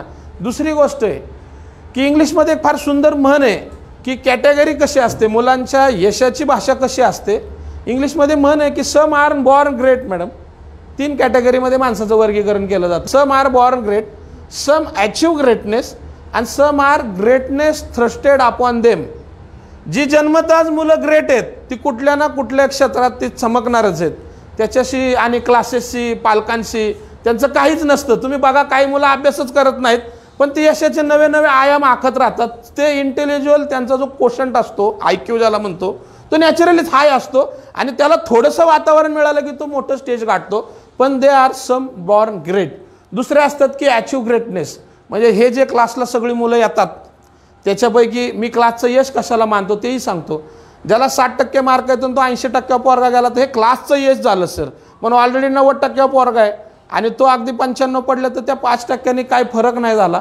तो बॉर्न ग्रेट कॅटेगरीमध्ये आहे. पण 60% जी मुलं आहेत ती खऱ्या अर्थाने अचीव ग्रेटनेसमध्ये असतात. म्हणजे ते काय करतात की प्रयत्नपूर्वक प्रयत्न करतात आणि यश मिळवतात. इनबॉर्न कॅटेगरीमध्ये काय होतं, ग्रेट कॅटेगरीमध्ये ते एकदा वाचलं की त्यांना ती कविता पाठ होते, ते गाणं पाठ होतं, तिकडे टीव्हीवर कार्यक्रम चालू असतो पण त्यांचा कार्यक्रम सगळा पाठ झालेला असतो. ते बॉर्न ग्रेट कॅटेगरीमध्ये जन्माला आलेले असतात. हे दुसरे असतात ते अचीव ग्रेटनेसमध्ये असतात. खूप प्रयत्न करतात, MPSCला जातात, बाकीचं ते यश मिळवतात आणि यशस्वी होतात. ते अचीव ग्रेटनेस. म्हणजे तिथं काय होतं की मेमरी कॉम्प्रिहेन्शन, म्हणजे मला जे पाठ केलेलं आहे ते पेपरवर मला किती रिप्रोड्यूस करता येतं हा एक वर्ग गट असतो. आणि इनबॉर्न कॅटेगरीमध्ये ते वाचतात कमी, त्यांना विषय जास्त छान कळलेला असतो आणि त्याच्याकडे ॲप्लिकेशनचा पार्ट असतो. मी ही माहिती वाचली, त्याचं ॲप्लिकेशन केलं, ते बॉर्न ग्रेट कॅटेगरीमध्ये असतात. जसं ज्याच्यात ॲलन मस्क येतो, रॉकेट सायन्सचा विद्यार्थी नाही, ड्रॉपआउट आहे, पण रॉकेट सायन्स वाचून त्यांनी स्पेसएक्स तयार केलं. ही बॉर्न ग्रेट कॅटेगरी आहे. दुसरी असती सगळं जो आपण जग चालवणारा जे वर्ग आहे, अगदी आपण शिक्षक म्हणूयात, अधिकारी म्हणूयात, हे सगळे अचीव ग्रेटनेसमध्ये खूप प्रयत्न केला आहे, यश मिळवलं आहे आणि ते डॉक्टर इंजिनियर्स वगैरे झालेले आहेत. एंटरप्रेनर वगैरे जे मोठे सायंटिस्ट आहेत ते इनबॉर्न कॅटेगरीमध्ये येतात. तिसरा एक गट असतो की त्याच्यावर लादलेलं असतं, त्यांना विचारलंच जात नाही. वडील डॉक्टर आहेत ना, तुला डॉक्टरच व्हायचं, आई वकील आहे ना, तुला वकीलच व्हायचं, हे ऑफिस, हे सगळं, हे दवाखाना कोणी सांभाळायचा, त्याच्यावर ते लादलेलं असतं. मी राजकारणात आहे, मी फिल्म इंडस्ट्रीमध्ये, मी गायक आहे, मी कवी आहे, मी सिंगर आहे, तर त्याला जाणीवपूर्वक तिकडं त्या दिशेनं ढकललं जातं, त्याच्यावरती लादलं जातं. ह्या 3 कॅटेगरीच्या पलीकडं आणखी एक वर्ग आहे की जो दुर्लक्षित होतो, तो याच्यात कशातच येत नाही, त्याच्यावर लादलंही जात नाही, त्याला इनबॉर्न कॅटेगरीज पण गुणवत्ता कमी असते. अचीव ग्रेटनेसमध्ये संगत त्याला चांगली मिळत नाही. अचीव ग्रेटनेस हा जो दुसरा क्लास आहे त्याला संगत पाहिजे, संगत भेटली का तो फुलतो, संगत नसली का तो विजतो. म्हणजे या सगळ्या कॅटेगरीतनं एक जीवन घडतो. जो कोणाकडेच नाही आहे मॅडम तो सध्या सोशल मीडियावर धुमाकूळ घालतोय, त्याचे आयकॉन सगळे वेगळे आहेत, त्याच्याकडे प्रचंड वेळ आहे, उदंड ऊर्जा आहे, ब्रेन वापरलाच नाही, त्याच्यामुळे त्याच्या ज्या कल्पनेनं गोष्टी आलेल्या आहेत त्या समाजाला विध्वंसक ठरतात. आणि तो पर्यायानं आज आपण सगळ्या दृष्टीनं म्हणूयात की निगेटिव्हिटीकडे जाणारी जी लोक आहेत, जी मंडळी आहेत, ते अशा प्रकारे विकृतीचं सुद्धा मला वाटतं शिकार होतात आणि ती समाजाला हानिकारक ठरतात. या 4 कॅटेगरीमध्ये आमचा पाल्य कुठंतरी बसत असतो आणि हा सगळा संगतीचा परिणाम आहे असं माझं प्रामाणिकपणे मत आहे. कारण ज्या 10 लोकांबरोबर तुम्ही असता त्या 10 लोकांची सरासरी म्हणजे तुमचं व्यक्तिमत्व असतं. ह्या सगळ्या दृष्टीनं आम्ही विद्यार्थ्याच्या मेंदूकडे पाहिलं पाहिजे. आता सगळ्यात महत्त्वाचं त्याला एक बेस आहे. परत व्यक्तिमत्वाची व्याख्या करताना सॉक्रेटिसने असं सांगितलं की अनुवंश आणि परिस्थिती याच्या सहयोगातून सिद्ध होणारं सजीव शिल्प म्हणजे व्यक्तिमत्व. त्या पाल्याची पर्सनॅलिटी कशी असणार आहे, तर त्याचा जो अनुवंश आहे, घराणेशाहीमध्ये आईवडिलांच्या DNA मधनं त्याच्याकडं कुठल्या गुड प्रॉपर्टीज आलेल्या आहेत त्याच्यावरनं त्याचं व्यक्तिमत्व तयार होत असतं.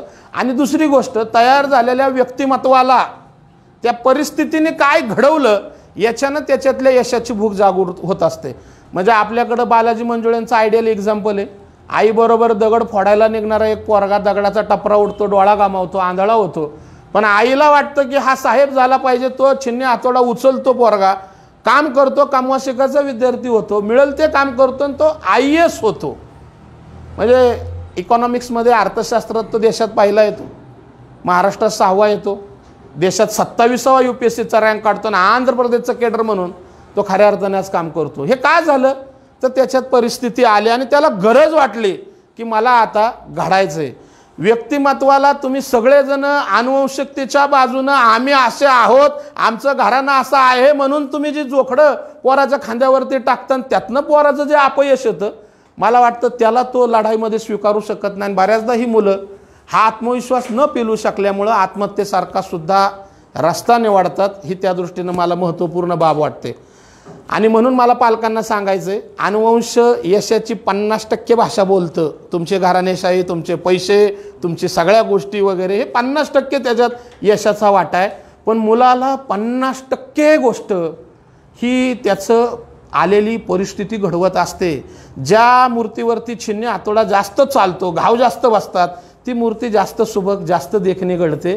करिअरचं सुद्धा तसंच आहे.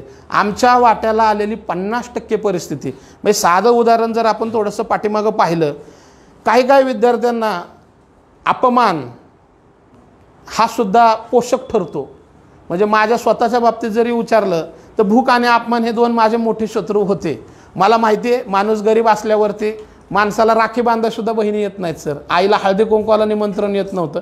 10 बाय 10च्या खोलीमध्ये राहत होतो. आई शाळेत झाडू मारायचं काम करायचे, वडील सालकरी होतो. एकंदरीत समाजाचा, पै पाहुण्यांचा, आपतेष्टांचा, नातेवाईकाचा बघण्याचा दृष्टिकोन कसा असतो याच्या चटक्यातनं आणि याच्या अपमानातनं जे तयारी करायची मानसिकता माझ्यात झाली, कदाचित माझी परिस्थिती चांगली असते तर मलाही सुचलं नसतं.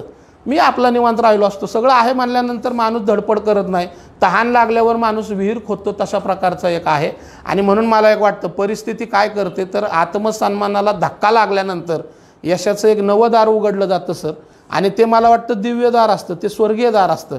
म्हणजे छत्रपती शिवाजी महाराजांना जर दिल्लीच्या दरबारात औरंगजेबानं मागच्या दार रायनगीत उभे केलं नसतं तर महाराष्ट्राचा आत्मसन्मान खवळला नसता. त्याला कळलं, राजांना कळालं, माझ्यापासून मार खाऊन गेलेले, माझ्याकडनं पराभूत झालेले लोक प्रोटोकॉलनुसार पहिल्या 2-3 रांगेमध्ये तर मी मात्र माग आहे.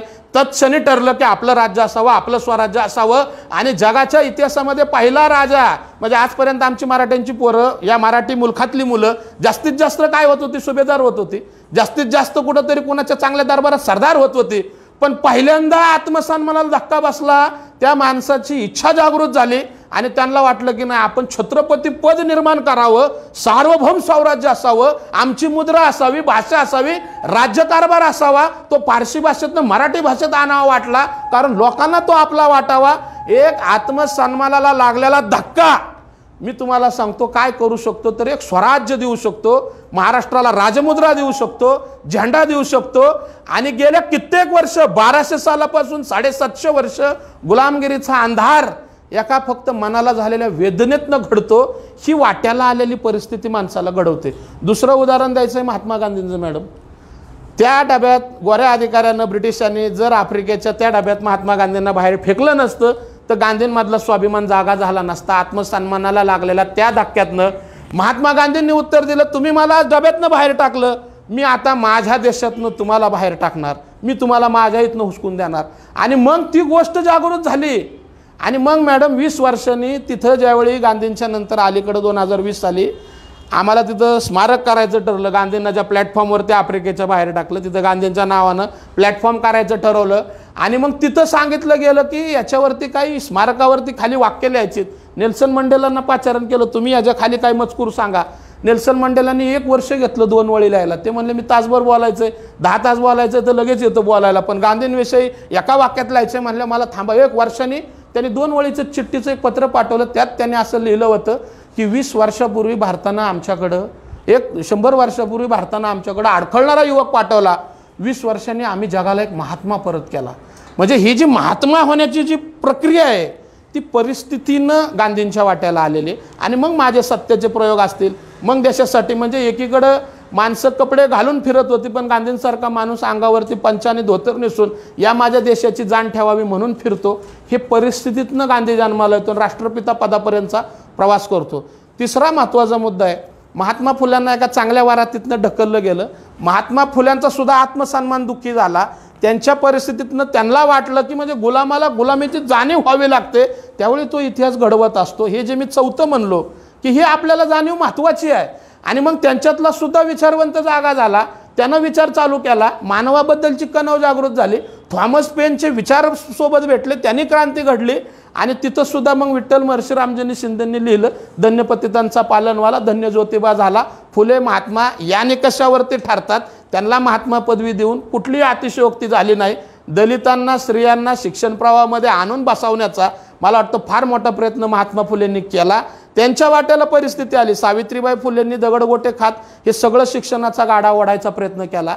आणि मग या ज्या हातामध्ये चुलीचा धूर होता त्या चुलीच्या धुरापासून राष्ट्रपती पदापर्यंतच्या धुरेपर्यंत आमची इथली महिला गाठू शकते प्रगती, हे परिस्थितीनं आमच्या वाट्याला आलेलं लेणं आहे. म्हणून मला वाटतं की ह्यात व्यक्तिमत्वाचा खंडोजी नेवसेंची जरी सावित्रीबाई कन्या असली तरी परिस्थितीनं तिच्या वाट्याला आलेला फार मोठा मला वाटतं एक पराक्रम तिच्या नशिबात आलेला आहे. डॉक्टर बाबासाहेब आंबेडकरांचं उदाहरण घ्या, अतिशय आयडियल एक्झाम्पल आहे. शाळेच्या बाहेर बसलेला विद्यार्थी सगळ्या देशाचं संविधान लिहू शकतो. त्यालाच माहिती आहे की गावाबाहेरच्या गावकुसाबाहेरच्या लोकांच्या यातना वेदना आणि त्या हुंकार म्हणून ज्यावेळी वाटतात त्या संविधानात उमटतात. त्यांच्यासुद्धा आत्मसन्मानाला लागलेला लहानपणी त्या काळजावरती पडलेल्या चिऱ्यांमधनं मला वाटतं त्या माणसामधली भूक जागृत झाली आणि त्याला वाटलं की मला आता घडायचं आहे आणि माझ्याबरोबर इतरांना सुद्धा घडवायचं आहे. ही उदाहरणं जर आपण सगळी बघितली तर आपल्या सगळ्यांच्या लक्षात येईल की सगळे परिस्थितीने खूप चांगले आहेत सर. महावीर चांगले आहेत, बुद्ध चांगले आहेत. तुम्ही जर बघितलं तर हे सम्राट आहेत, चक्रवर्ती सम्राट आहेत, पण यांनी सगळ्यांनी भगवी कपडे परिवाजरकाची घातलेली आहेत आणि संदेश द्यायला गेलेले आहेत सर. बुद्धांचं लोकांनी ऐकलं कारण बुद्ध हा सम्राट होता, महावीरांचं लोकांनी ऐकलं कारण महावीर हे सम्राट होते, चक्रवर्ती सम्राट होते. आणि मग यांना हा प्रवास सुरू केलेला आहे.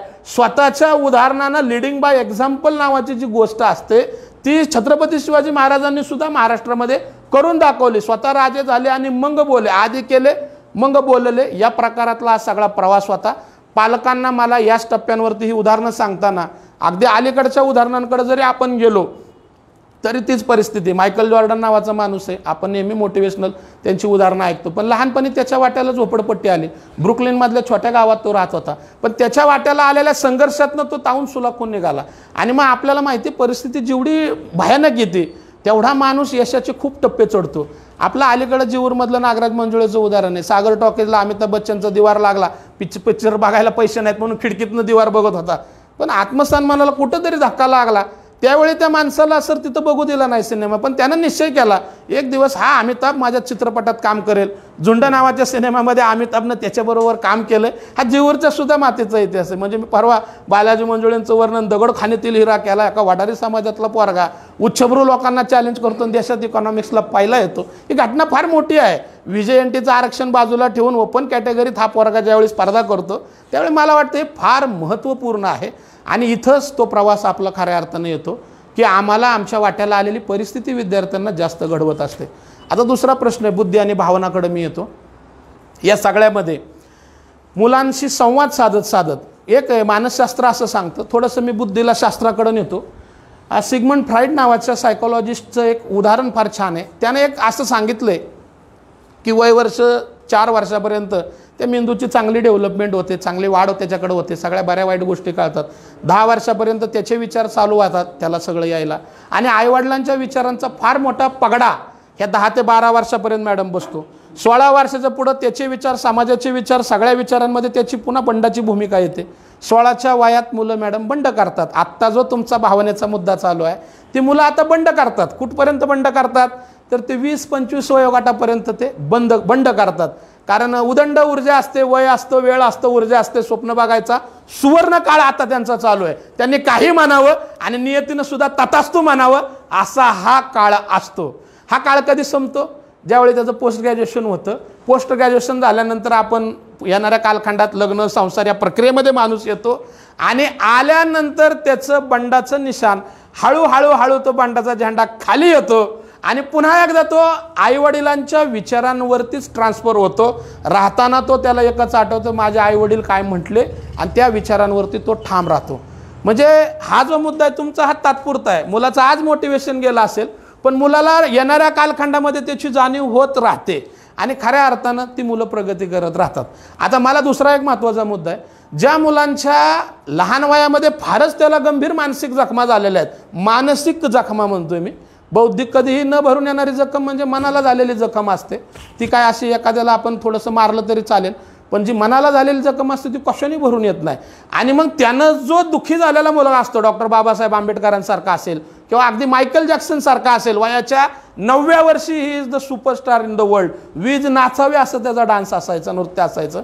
ह्या लोकांना लहानपणी दुखावलं. चार्ली चॅप्लिन सारखा माणूस असेल, मॅडम प्रयोग करता करता आई व्यासपीठावरती कोसळली आणि छोटा चार्ली शाळेत जाणारा आलाय, तो त्या सगळ्या रंगमंचाला आईला प्रत्यक्षात पॅरालिसिसचा अटॅक आलाय, पण तो तिथं येऊन त्या प्रेक्षकांची करमणूक करत राहिला, हसवत राहिला, बोलवत राहिला. न कळत्या वयात अकाळते पण प्रौढपणा त्यांच्या मनावरती लादला गेला. आणि मग ही मुलं अतिशय जबाबदारीनं, मला वाटतं की प्रौढत्व त्यांच्या आल्यामुळं त्यांच्या मनाच्या ज्या भावना आहेत, म्हणून खऱ्या अर्थाने मायकल जॅक्सन सारखा माणूस असेल,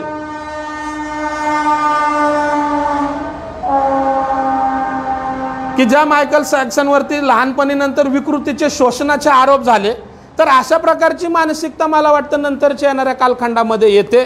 आणि म्हणून मला वाटतं की ते मुलानं मिळवलेलं यश कोणत्या पट्टीचं आहे.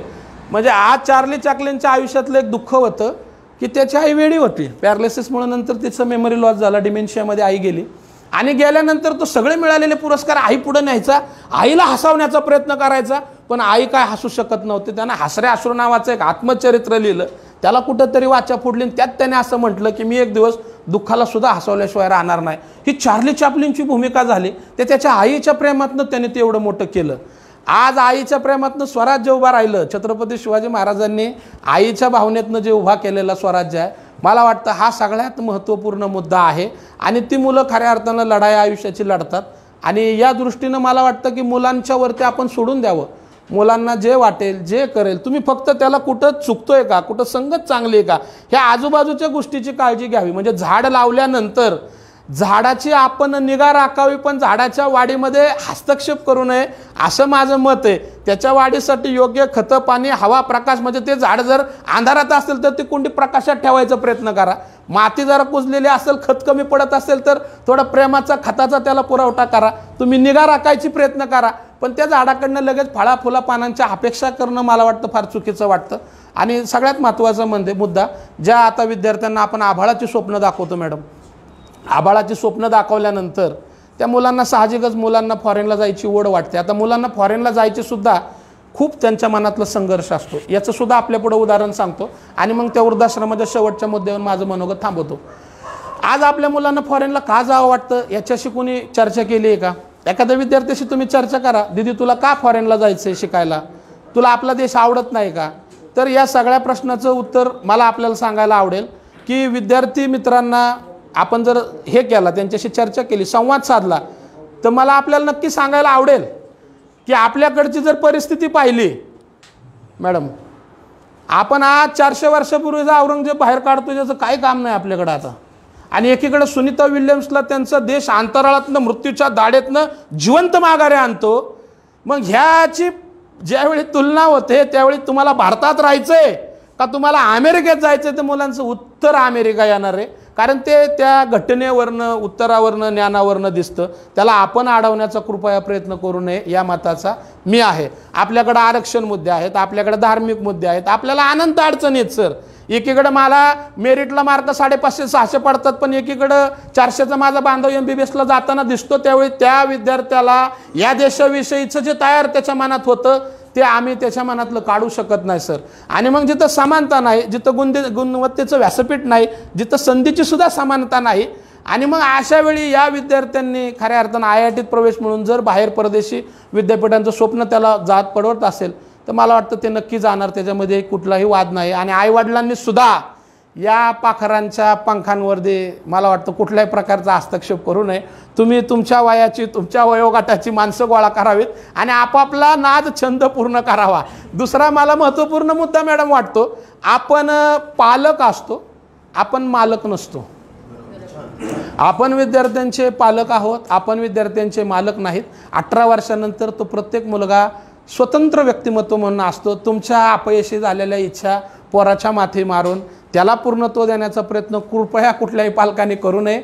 याच्यासारखा कुठलाही मोठा गुन्हा नाही. म्हणजे मी झालो नाही म्हणून तू व्हायचं, तूच झाला नाही तर तू त्यांना कशाला सांगतो, हा मला महत्त्वाचा मुद्दा वाटतो. तुम्हाला ना त्याला जे व्हायचं आहे, प्रत्येक फुल आहे सर, त्याचा कुठल्या कॅटेगरी जन्म झाला आहे, तो कुठं फुलणार आहे, त्याची काय दिशा आहे, हे सगळं त्याचं अंतरंगन, त्याची ऊर्जा ठरवत असते. जसं प्रत्येक मुलामध्ये त्याची ऊर्जा असते, तो तेवढे पैसे सांभाळतोच, तेवढे पदं मिळवतोच, तेवढा संघर्ष करतोच. दाऊद व्हायला सुद्धा शक्ती लागते सर. सगळ्यांच्या मनात असतं दाऊद व्हायचं, पण नाही होत आहे. दाऊद व्हायला शक्ती लागते, तेवढी एनर्जी लागते. मी दाऊदचं समर्थन करत नाही. ऊर्जेचा प्रवास जर चुकीच्या दिशेनं गेला तर आमचा पोरगा दाऊद होतो, आणि ऊर्जेचा प्रवास जर सकारात्मकतेनं गेला तर आमचा मुलगा अब्दुल कलामसुद्धा होतो. म्हणजे हे सगळे प्रश्न मला फार महत्त्वपूर्ण वाटतात. आणि म्हणून पालकांना माझं सांगणं आहे, भावनेचा अधिक अवडंबर न करता, गुंता न करता, त्यांच्या दृष्टीनं त्यांच्या वाटचालीला पोषक वातावरण देणे. त्यांना शक्यतो तुम्ही त्यांच्यावर प्रेम द्या, मुलंही तुमच्यावरती प्रेम करतील. आणि मी जसं म्हणलं ते माघारी वळून तुम्हाला 100% बघणारच आहेत. मुलगा अमेरिकेत जाऊ नाही ते इंग्लंडमध्ये जाऊ, त्याला माहिती असतं माझ्या आईवडिलांमुळं मी इथं आहे. आणि जेवढा तो मुलगा प्रगल्भ होत जातो तेवढा तो माणूस म्हणून कृतज्ञ होत जातो. काही लोक अपवाद असतीलही, त्याच्याविषयी आपल्याला फार चर्चा न करता जे सकारात्मक आहे त्या दृष्टीनं आम्ही गेलं पाहिजे, असं माझं या दृष्टीनं ठाम मत आहे. त्याच्यामुळे मला वाटतं विद्यार्थी मित्रांना आपण त्या दृष्टीनं समजून घ्यावं. मी विद्यार्थी मित्र म्हणतोय, ज्यावेळी आपली चप्पल त्याच्या पायात बसते त्यावेळी तो आपला मित्र झालेला असतो. पण मैत्रीच्या या सगळ्या गोष्टींमध्ये हळुवारपणे त्याच्या आयुष्यातले कंगोरे आम्हाला उलगडता आले पाहिजेत. त्याच्या भावभावनांचं त्याच्या पातळीवरती जाऊन दळवीसर आपण जर त्याला समजून घेऊ शकलो तर मला वाटतं खऱ्या अर्थाने आपण जगण्याचा आपला कालखंड मॅडम वेगळा आहे. आपण एका वेगळ्या फेजमध्ये जगत असतो आणि विद्यार्थी त्याच्या वयाच्या त्या फेजमध्ये जगत असतो. 9वीला वाटणाऱ्या त्याच्या भावना आणि 40व्या वर्षावरती आम्हावरती जे प्रौढपण आमच्याकडे आलेलं असतं जबाबदारीचं, आम्हाला वाटणाऱ्या भावना, हा पूल खूप मोठा आहे. हा पूल जर आम्ही कमी करायचा असेल तर मला वाटतं थोरांनी अल्पकाळ पोर होणं, त्याचवेळी ह्या सगळ्या यशात मला तरच पोरं आपली थोर होतील. म्हणजे हा एक मुद्दा मला फार महत्त्वपूर्ण वाटतो. या दृष्टीनं आम्ही वाटचाल केली पाहिजे. आता मोबाईलचा एक महत्त्वाचा मुद्दा मांडतो आणि थांबतो. मोबाईलचा ज्या संधी मोबाईल घेऊन आला त्या संधीकडं आपण बघणं क्रमप्राप्त ठरतं. म्हणजे मी पाठीमागं उझबेकिस्तानच्या शाळेला भेट दिली होती. आज आपल्याकडे चर्चा कोणती होते शाळेमध्ये आणि उझबेकिस्तानच्या शाळेमध्ये चर्चा कोणती होते, किंवा अगदी फिनलँडची शिक्षण पद्धती पाहिली, सिंगापूरचा जर सिलेबस आपण पाहिला तर ह्यातनं विद्यार्थ्यांचं जे प्रमाण आहे ते खऱ्या अर्थानं खूप मोठ्या प्रमाणामध्ये डेव्हलपमेंटचं वाढलेलं आहे. त्यांचा सिलेबस हा प्रत्यक्ष कामापर्यंत नेऊन जातो. आमचा सिलेबस हा घोकमपट्टीवरती आधारित असल्यामुळं आमच्याकडे फक्त मुलाची मेमरी आणि कॉम्प्रिहेन्शन, पेपरमध्ये लिहिण्याची कला एवढंच आम्ही चेक करतो. पण ह्या सगळ्या वाचनाचा, पाठांतराचा जगण्याशी काही संबंध आहे का, याचं ॲप्लिकेशन आम्हाला आहे का? अब्दुल कलामांचं एक सुंदर वाक्य आहे, ते म्हणायचं की collection of information it's not knowledge, application of that information it is a knowledge. माहितीचं संकलन म्हणजे ज्ञान नाही, तर माहितीचं उपयोजन म्हणजे ज्ञान आहे. तर मग आम्हाला ते ज्ञान वापरता येतं का? म्हणजे आज आम्ही साधी शेती करतो, अगदी साधं उदाहरण, लिकेज काढायच्या कित्येक पद्धती माझ्या शेतकरी बांधवांनी स्वतःच्या डोक्यानं सुद्धा त्याच्यात डेव्हलप केलेल्या आहेत. ही ज्ञानाची भाषा झाली, हे ॲप्लिकेशन झालं. मग इथं इंजिनियर असलेल्या मुलाला ते लिकेज नाही काढता येत सर, त्याला पाठांतर आहे. खड्डा इतक्या बा इतक्याचा घ्या, इतक्या फुटापासून उकरायला चालू करा, तितक्या फुटापासून. पण त्याने हातात कधी एक्साब्लेड घेतलेलं नाही. ते किती ताकद लावायची, किती एक्साब्लेड फुटते का दगडाने ते फोडून लिकेज दुरुस्त करायचं आमच्या माहीत नाही. म्हणजे हे जे शिक्षणाचं नाकर्तेपणा आपल्याकडं ॲप्लिकेशनच्या बाबतीतला झाला, त्याच्यामुळे अनेक समस्या आमच्याकडे तयार झाल्या. बँक कशी चालवायची याचं सुंदर असं विवेचन पुस्तकामध्ये आहे, पण खऱ्या अर्थानं बँक कशी उभा करायची, लोकांपर्यंत कसं पोचायचं, पैसे म्हणजे काय, पैशाची ठेव कशी करायची, विश्वास नावाची गोष्ट कशी कामवायची, प्रामाणिकपणा काय असतो, मला वाटतं हे घरातनं द्यायची गरज आहे. आम्हाला जर आमचा माणूस समाजामध्ये, आपल्याला आज वाटतं की थोडे क्रिमिनल कमी यावेत, थोडा त्रास कमी व्हावा, हे सगळं होत असताना पालकाची एक भूमिका आहे. आणि चालू सद्य परिस्थितीमध्ये वातावरणाचा जो फार मोठा परिणाम आहे की टी व्ही उघडला की तुम्हाला काहीतरी निगेटिव्ह दाखवलं जातं, इतके खून, इतके हे सगळं. मग या सगळ्यातनं आपली मुलं कर्तृत्वान घडवायचं, हेच फार मोठं आव्हान मला वाटतं देशातील या नागरिकांसमोर आहे. याला कुठंतरी सेन्सॉरशिप मॅडम खरंच असली पाहिजे. विद्यार्थ्यांमध्ये हा सगळा जो प्रचार चर्चा होता चुकीच्या, त्या दृष्टीनं सुद्धा आपलं खऱ्या अर्थानं माहितीचा एक विस्फोट झाल्यामुळं याच्यातसुद्धा आपल्याकडे नकारात्मकता. तुम्ही सहज स्टेटस बघितलं, बाकीच्या गोष्टी बघितल्या, तर पूर्वी अज्ञानात खरंच सुख होतं, माहिती नसायच्या एकमेकांच्या गोष्टी, माणसं सुखी होती. आता आम्ही सगळीकडे प्रकाश दिलेला आहे, त्याच्यामुळं खऱ्या अर्थानं आपल्यासुद्धा दिव्याखालचा अंधार सगळीकडे दिसतोय आणि अडचणीत वाढ झालेली आहे. तर मला वाटतं या सगळ्या गोष्टींमध्ये खरंच पालक म्हणून ही आपल्या आता जिंकू किंवा मरूचीच अवस्था आहे. युद्धभूमीवर जाणारा सैनिक, रानातला खाणीतला जाणारा, काम करायला जाणारा माणूस आणि खऱ्या अर्थानं आता यश चाकणारा पालक, मला वाटतं हे सगळ्या अर्थानं आता लढाईच्या सगळ्या संदर्भात फार महत्त्वपूर्ण भूमिका बजावताना दिसतात. फॉरेनमधल्या या सगळ्यांमध्ये मॅडम इथून पुढचा जो काळ येतोय, मी काल एका सेमिनारला, राष्ट्रीय कॉन्फरन्समध्ये, परिषदेमध्ये बोलत होतो, त्याच्याविषयी 2 मिनटं बोलतो आणि थांबतो. इंटेलेक्च्युअल प्रॉपर्टी राईट हा एक नवीन सिद्धांत आपल्याकडे दळवी सर आता आलेला आहे. विद्यापीठाने आता त्याच्यावर कार्यशाळा चालू केलेल्या आहेत. पण मला आपल्याला सांगायचं आहे मॅडम, ज्याच्याकडे पैसे, ज्याच्याकडे गाडी, ज्याच्याकडे सोनं आहे तो श्रीमंत नाही, तर ज्याच्याकडं पेटंट्स आहेत, इंटेलेक्च्युअल प्रॉपर्टी म्हणजे बौद्धिक संपदा आहे, हे ज्याच्याकडे आहे ना, तो माणूस खऱ्या अर्थाने श्रीमंत आहे. मग तिकडच्या परिस्थितीमध्ये त्या देशामध्ये काय झालं आहे, फिनलँडमध्ये किंवा सिंगापूरमध्ये ज्या आदर्श शाळा आहे, जिथं आदर्श शिक्षण प्रणाली जगात आहे असं म्हटलं जातं, तिकडं असं आहे की त्या विद्यार्थ्यांना लहानपणापासूनच पैसे कसे कमवायचे, कसं एंटरप्रेनर म्हणजे उद्योजक निर्माण करायचा, तो लोकांना कशा प्रकारे उपयोगी येईल, याचं सगळं ट्रेनिंग अगदी कॉमिक्सच्या पुस्तकातनं ब्रँडिंगच्या स्वरूपात दाखवलं जातं. म्हणजे तिकडं अशी स्पर्धा होती की मर्सिडीजचा लोगो दाखवला होता आणि या लोगोचा काय अर्थ आहे असा प्रश्न विचारला होता. आज आमच्याकडे मर्सिडीजचा लोगो आत्ता मोबाईलमुळे, स्टेटसमुळे आम्हाला कळायला लागलं. ॲपलचा फोन असतो मर्सिडीज, तर ते मर्सिडीजचं जे 3 स्टार आहेत असे ते चिन्ह जे आहे लोगो, तर ते आकाश पाताळ धरते असं तिन्ही सांगतोय आणि तिन्हीवरती आमची विश्वासार्हता आहे असं सांगणारा लोगो आहे. म्हणजे ह्याची जी स्पर्धा आहे, म्हणजे ऑलिम्पिकच्या लोगोंचं काय आहे, म्हणजे मॅडम IPR ट्रेडमार्क विषय शिकवला जातो, ब्रँड विषय शिकवला जातो, हे आमच्याकडनं अजून होत नाही. आणि त्यातनं ती मुलं आपलं स्वतःची बौद्धिक संपदा तयार करतात. म्हणजे इन्फोसिस जे नाव आहे ते इन्फॉर्मेशन आणि सिस्टीम, कॉम्बिनेशन ऑफ इन्फोसिस, त्याच्यामुळं त्यांची जी ब्रँड व्हॅल्यू, मी तयार केलेली जी बौद्धिक संपदा आहे, त्या दृष्टीनं ते जग रिसर्च करण्याच्या तयारीत आहे, मानवी डोळा बनवण्याच्या तयारीत आहे. बाकीच्या गोष्टींमध्ये त्या जगानं इंटरनेटचा उपयोग केलेला आहे. मला वाटतं आपल्या पालकांचं, शिक्षकांचं हे गोष्ट असावी की आपण मुलांना त्याच्यातनं पॉझिटिव्हली काय करता येईल. गाणी बघून, जोक ऐकून, गेम खेळून आमचा वेळ जाणारच आहे, पण तो वेळ न जाता नवी माहिती घेऊन ती आपल्याला कशी प्रभावीपणे पुढं न्यायला माहिती होईल, हे मला फार महत्त्वाचं वाटतं. मागं आम्ही सिंगापूरला आमचे गुरु जे याच्यामध्ये काम करतात त्यांच्यावर त्यांचा एक किस्सा आम्ही ते सांगत होते की चपाती मेकिंगचं मॅडम पेटंट घ्यायचं होतं, standing operating procedure of chapati making. आणि हे ज्यावेळी सिंगापूरमधल्या दाम्पत्याला वाटलं करावं आणि त्यांनी आमच्या सगळ्या टीमशी संपर्क साधला, त्यावेळी असं लक्षात आलं की या चपाती बनवण्याचे हक्क ब्रिटिश लोकांकडं 1821च्या वगैरे घरात गेलेले आहेत आणि त्याचं पेटंट चपातीचं त्यांनी घेतलेलं आहे. म्हणजे उद्याची येणारी पिढी येईल, ते गुगलमधनं सर्च करतील आता आम्हाला चपाती बनवण्याचं, मग त्यांना कळलं की एका ब्रिटिश अधिकाऱ्यांनी पहिल्यांदा चपाती बनवली आणि चपाती बनवल्याचे हक्क त्यांच्याकडे आहेत. मग आमची आई त्यांच्या पेटंटची कॉपी करते आणि मग आम्हाला चपाती बनवायला शिकवते. म्हणजे मला आपल्याला एक सांगायचं आहे की इतिहास आम्ही घडवला, पण इतिहास आम्हाला लिहिता नाही आला. त्याच्या पुढं ज्यांनी लिहिला तो सोयीनं लिहिला आणि त्याच्या पुढं आम्हाला तो जतनही करता आला नाही, त्याचे हक्क आमच्या नावावरती आले नाहीत, ही आमची दुर्दैवाची गोष्ट आहे सर.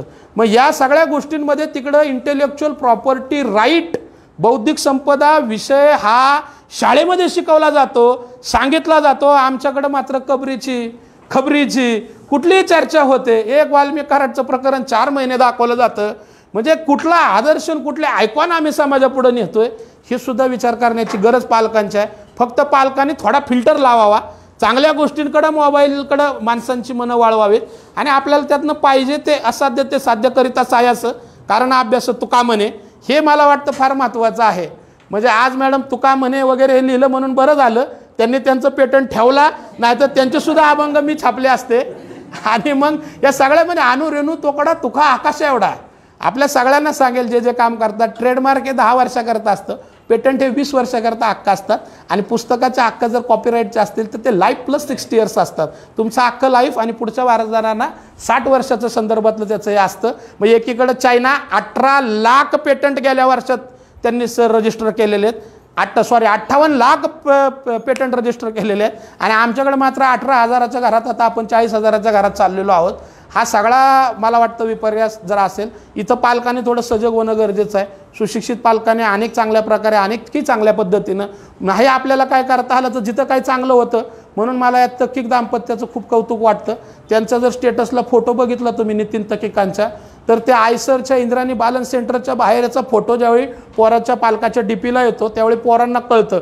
म्हणजे अलीकडं मुलं सर तुम्ही सांगाल ते ऐकत नसतात, तुम्ही करल ते मुलं बघत असतात आणि ते ऐकत असतात. आधी तुम्हाला ठरवावं लागेल माझे आदर्श काय आहेत आणि जिवंतपणे तुमच्या पोरांनी तुम्हाला आयडॉल न मानणं, तुम्हाला आयकॉन न मानणं याच्यासारखा मोठा मला वाटतं कुठलाही पालकाच्या वाट्याला आलेला अपमान नसावा. ही सुद्धा तेवढीच गांभीर्यपूर्वक बघण्याची गोष्ट आहे आणि त्या दृष्टीनं मला वाटतं आपली वाटचाल झाली पाहिजे. आधी आपण आदर्श राहिले पाहिजेत. काय कोणाबरोबर आपलं काय आहे हे सुद्धा आपण खऱ्या अर्थानं आपण हे पाहणं गरजेचं आहे. म्हणून मला या दाम्पत्याचं खूप कौतुक वाटतं. दोघंही वेगवेगळ्या कार्यशाळेला महाराष्ट्रभर जातात आणि म्हणून त्यांचा पोरगा नवोदयपर्यंत पोहोचू शकतो. आज आपल्या सगळ्यांना नवोदय असेल, सातारा सैनिकी स्कूल असेल, अशा सगळ्या शाळांमध्ये प्रवेश पाहिजे असतो. अगदी IITला पाहिजे असतो. ज्ञानप्रबोधिनीसारख्या स्पर्धा परीक्षा त्यांना आपल्याला स्वरूपवर्धिनीला आम्हाला प्रवेश पाहिजे असतो. पण या सगळ्यांच्या पाठीमागं आपलं स्वतःचं एक चिंतन पाहिजे. ते विद्यार्थ्यावरती लादलं न पाहिजे. तुम्ही विद्यार्थ्यांना स्वप्न दाखवा, स्वप्नांच्या जवळ न्या, त्यांना आयकॉन त्यांना दाखवा. असं करायचं म्हणून तुम्ही दिशा द्यायचा प्रयत्न करा. तरच मला वाटतं येणाऱ्या कालखंडामध्ये दशा आणि दिशा बदलेल. यासाठी मला वाटतं असे परिसंवाद आयोजित करणे, त्याला तुम्ही सगळे उपस्थित राहणे आणि त्या सगळ्यांवरती चर्चा करून जागतिक काय चालू आहे याचा सुद्धा अभ्यास तुम्ही करणे, चालू घडामोडींकडे लक्ष देणे मला फार महत्त्वाचं वाटतं. आणि म्हणून विद्यार्थ्यांना त्यांच्या पद्धतीनं फुलू द्या, त्यांच्या पद्धतीनं बघू द्या. तुम्ही फक्त त्यांना मदत करा as a guideline, as a supporter, पण तुम्ही मात्र मुख्य प्रवाहामध्ये त्यांची दिशा बदलायचा प्रयत्न करू नका. थँक्यू.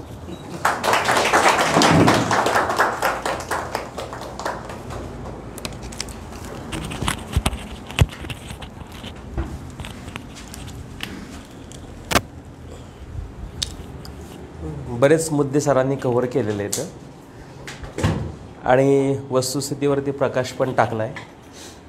आणि सगळ्यात महत्त्वाचं म्हणजे पालकाची जी भूमिका आहे त्याच्यात मी फक्त थोडं ॲड करेन की मुलांच्या भविष्याच्या अनुषंगाने पालकांनीसुद्धा एकमेकांशी कनेक्ट होणं मला तितकंच गरजेचं वाटतं. कारण लहानपणी आपण कुठे दिसलो तर आपल्या वडिलांचे मित्र आसपास असतील तर आपण कुठलीही चूक करायला धजावत नसायचो.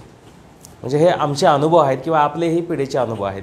आपल्या गल्लीतले असतील, वडिलांचे कोणी मित्र असतील, गावातला एखादा चांगला एक कारभारी मंडळी जी असायची ते आसपास जरी असले तरी आपल्याकडून चुकीचं पाऊल उचललं जात नसायचं.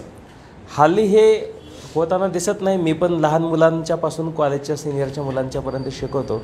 हा एक मोठा एक लँडस्केप असं म्हणूयात आपण ह्या पर्सनॅलिटींचा मलाही बघायला मिळतो आणि त्याच्यात येणाऱ्या ह्या पण वास्तव गोष्टी आहेत. तर हे एक महत्त्वाचा मुद्दा सरांनी सांगितला की पालकांची भूमिका कशी असली पाहिजे आणि सगळ्यांच्यातून ते आलं की मुलं हे अनुकरणातूनच शिकतात.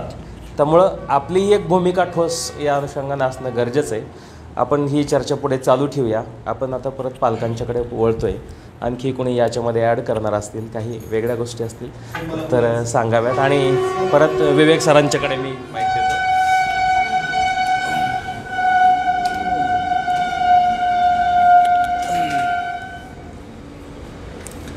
व्यासपीठावर बसणारे आणि व्यासपीठासमोर असणारे यांच्यात फरक हा असतो की जे समोरचे श्रोते आहेत त्यांच्या मनातलं वक्ते बोलतात. मला जे काही बोलायचं होतं, ठीक आहे, टर्न असतो प्रत्येकाचा, ते गणेश भाऊंनी खूप छान सांगितलं. अर्थात मुलामध्ये येऊन सांगितलं, त्याच्यामुळे अजून ते प्रभावी ठरलं. आजच्या काळात सगळ्यात अवघड रोल कोणाचा असेल तर तो आईवडिलांचा आहे. सगळ्यात अवघड जॉब आणि तुलनेनं सगळ्यात सोपा जॉब शिक्षकाचा आहे. कारण शिक्षक सहज आपल्या कृतीतून जो काही प्रभाव त्या मुलावर टाकायचा तो टाकता येतो. मग आमच्या शिक्षण खात्यात एक अशी संकल्पना आली आहे, युजफुल आणि युजलेस. मग पवार सरांनी शब्द मांडला शिक्षित सुशिक्षित, त्यालाच अनुसरून ते शब्द आहेत. आजच्या काळात तुम्ही शिक्षित आहात पण तुम्हाला तुमच्या शिक्षणाचा जर उपयोग करता येत नसेल तर तुम्ही शिक्षित असून युजलेस आहात, निरुपयोगी. आणि युजफुल याचा अर्थ जर तुम्हाला बदलत्या काळानुसार, प्रवाहानुसार बदल आत्मसात करत ॲडॅप्टेशन, समायोजन, अनुकूलन करता आलं परिस्थितीशी, देन यू आर युजफुल. मग हे युजफुल लोकच बदल घडवतील, युजफुल लोकांनाच मान मिळेल आणि युजफुल लोकच टिकतील. युजलेस लोक, म्हणून मोबाईल गरजेचं आहे निर्मळ सर. मग मोबाईलला विरोध असणं अगदी रास्ते, पालक म्हणून मलाही विरोध आहे, पण शिक्षक म्हणून गरजेचं असं वाटतं. आणि एका ठिकाणी मला केवळ वेळेअभावी हा मुद्दा मांडता आला नाही की मोबाईलचा सदुपयोग असा सुद्धा करता येईल आपल्याला. घरी पालक म्हणून आपण कमी पडतो, मुलांना भले तळमळ आहे आपल्याला, पण ती तळमळ आपण त्यांच्यापर्यंत पोचवू शकत नाही. पण शिक्षकाचा प्रभाव असा पडतो की शाळेतच जर मोबाईलवर एक टॉपिक दिला, तो टॉपिक आवर्जून बघायला सांगा सगळ्या मुलांना. एक टॉपिक ठरवायचा, हजारो विषय आहेत, एक टॉपिक ठरवा, तो मुलांना जरूर बघू द्या. आणि मुद्दा आला वाचनाचा, ठीक आहे, वाचन लाईव्ह वाचन म्हणू आपण त्याला, भले पुस्तक वाचत नाही पण मोबाईल एक प्रकारे तो वाचतोय असं म्हणतो आपण.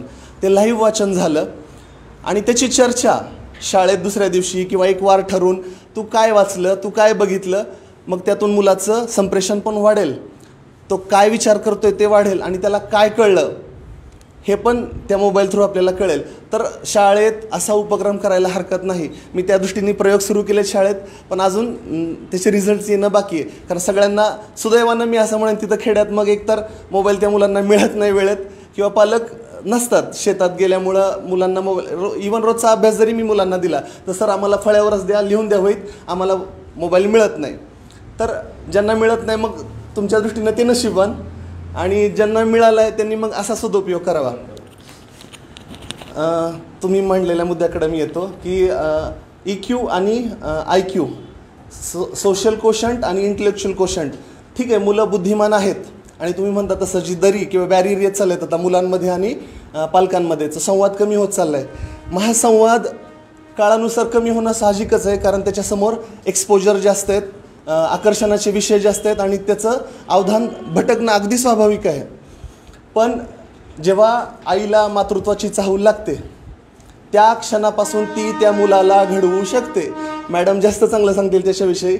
मग ती आई म्हणून त्याच्याशी त्या पहिल्या दिवसापासून जर ती संवाद साधायला लागली तर तिला जे शिकवायचे, जे सांगायचे, जे काही बॉन्ड तिला तिच्या मुलामध्ये निर्माण करायचे, भले तिला भविष्यात संधीच मिळू नये, पण जे 9 महिने 9 दिवस तिच्या हातात आहेत त्या दिवसात जर तिने त्या मुलाशी आपलं इम्प्लिमेंटेशन केलं, आपल्या भावना व्यक्त केल्या, तर ते मूल तिच्यापासून कधीही दुरावणार नाही.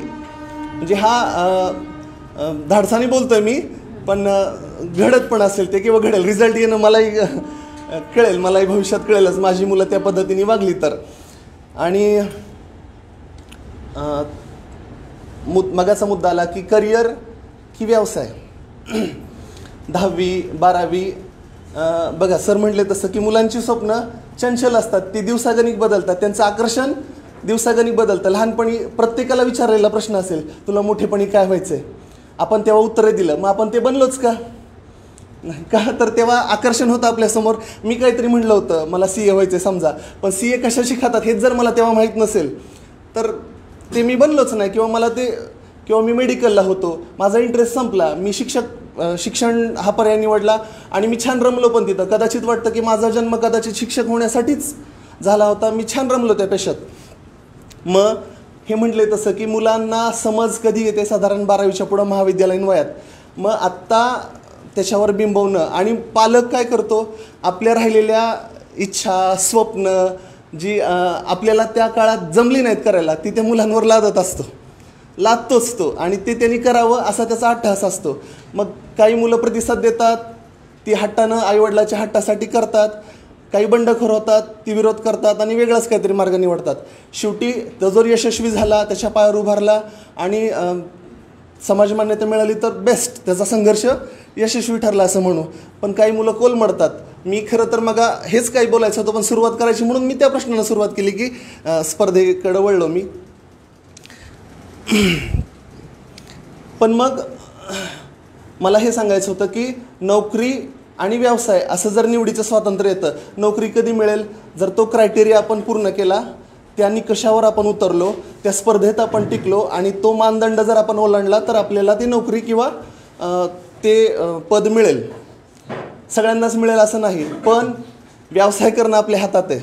मी मुलांना, पालकांना जेव्हा जेव्हा संधी मिळेल तेव्हा सांगतो की नोकरीचा अट्टहास डोक्यात ठेवून शिक्षण घेऊ नका, काहीतरी कौशल्य शिका, हाताला काम शिका, कुठलं का होईना. इवन एखादा डॉक्टर असेल आणि एखादा फॅब्रिकेशनवाला असेल, जर तो फॅब्रिकेशनवाला डॉक्टरपेक्षा जास्त पैसे कमवत असेल, मग डॉक्टरचं शिक्षण जास्त प्रभावी ठरलं का त्याचं स्किल जास्त प्रभावी ठरलं?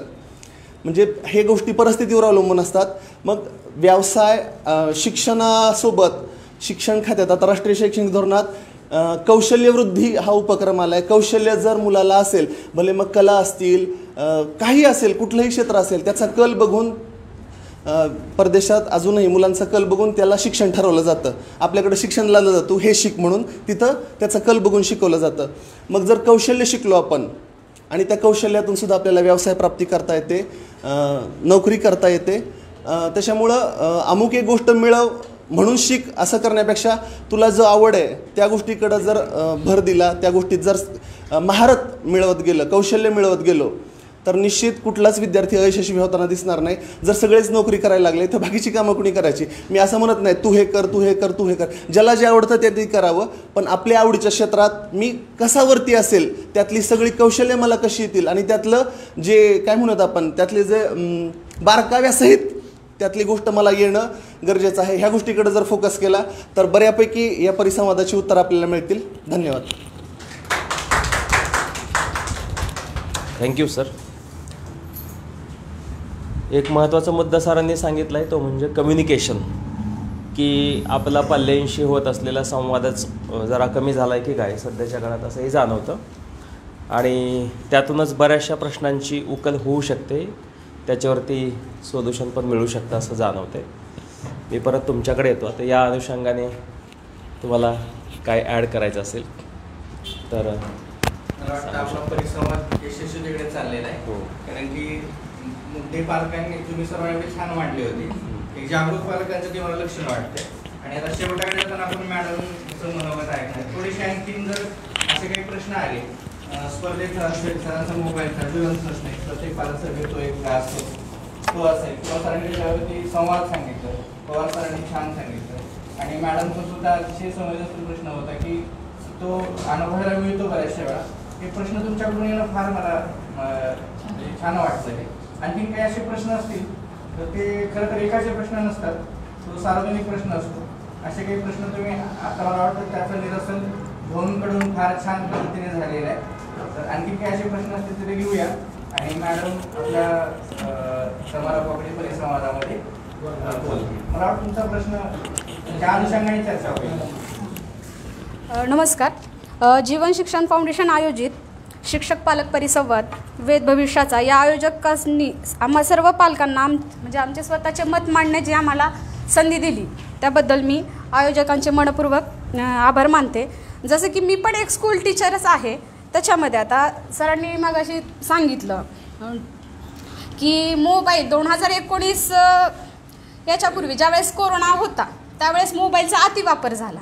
या अतिवापरामुळे म्हणजे पूर्ण म्हणजे मुलांचा संवाद पालकांशी किंवा विद्यार्थ्यांशी ऑनलाईनच होत गेला. ज्यावेळेस आम्ही शाळेतून घरी बसून ज्यावेळेस मुलांचे ऑनलाईन क्लासेस घेत होतो त्यावेळेस पालकांकडनं मुलं विद्यार्थी मोबाईल कशासाठी पाहिजे तर आमचे टीचर आमचा ऑनलाईन क्लास घेत आहेत किंवा आमचे सर हे ग्रामर आम्हाला हे शिकवत आहेत.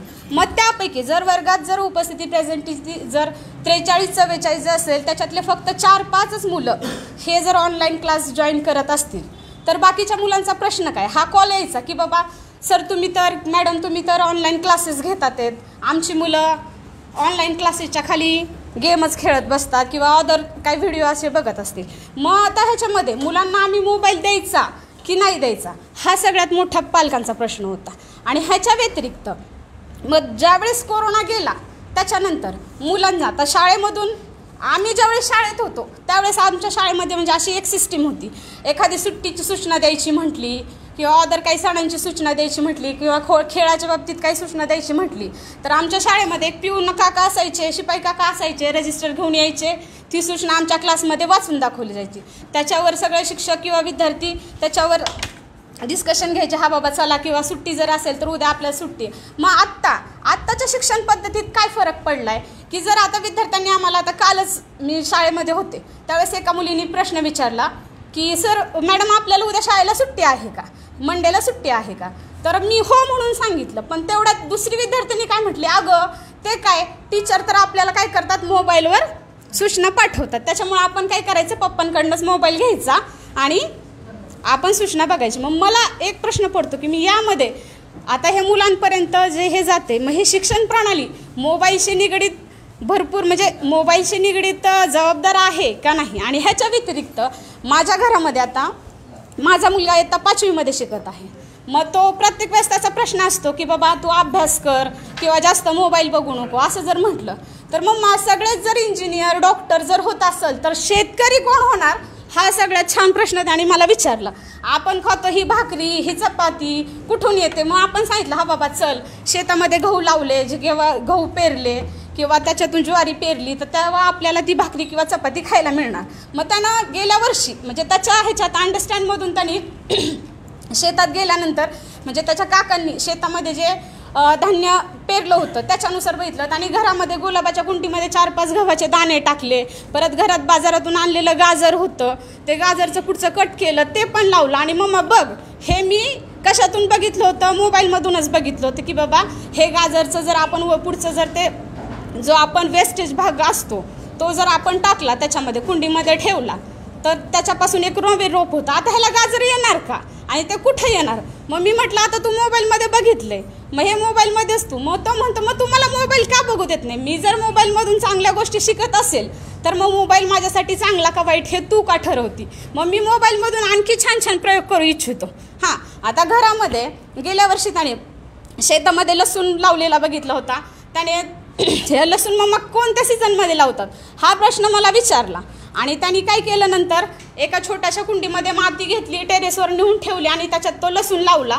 तो इतक्या उत्तम प्रकारे आला. मग म्हटलं बघ, हे जे मी केलं होतं ते थोडंफार काय केलं मी मोबाईलमधून बघूनच केलं होतं. मग मला हे म्हणायचे, आत्ताच्या काळामध्ये पालक मुलांना म्हणतात की तू मोबाईल बघू नको किंवा बघू. मग मुलांसाठी हा मोबाईल खरंच शाप आहे की वरदान आहे, हे सगळ्यात महत्त्वाचं आहे. आता माझ्या घरातून एक क्रिएटिव्हिटी निर्माण झाली की बाबा चला मोबाईलमध्ये बघून त्यांनी जरी हे लसूण किंवा गहू जर धान्य जर त्यांना म्हणजे त्याला जर अंडरस्टँड झालं, चला बाबा हे केल्यानंतर आपण हे केलं आहे, म्हणजे लसूण लावल्यानंतर ह्याची खूप छान पात आली किंवा काय झालं. आणि त्यांनी कांदे पण लावले. मग बघ, तू विकत कांद्याची पात आणतीये, मी काय केलंय, मी कुंडीतच कांदा छोटासा लावला आणि ह्याच्यातून केवढी मोठी पात झाली आहे. मग मी हे मोबाईलमधून बघून केले. मग मोबाईल बघणं हा एक का आहे माझ्यासाठी? तू प्रत्येक वेळेस सांगते तू मोबाईल बघू नको. मग हे जे होतंय ते आपल्या उपयुक्तासाठीच होते की बाबा चला मी घरातून लसूण लावला किंवा कांदा लावला, हे गाजर जे उगवलं, मग ते हे बघूनच. आणि जर हे मला माहीत नसतं किंवा मी जर शेतामध्ये जाऊन निरीक्षण केलं नसतं की बाबा हे असं केल्यानंतर हे होतंय म्हटल्यानंतर मग मुलांना मोबाईल द्यावा का नाही हा मोठा प्रश्न पडतो.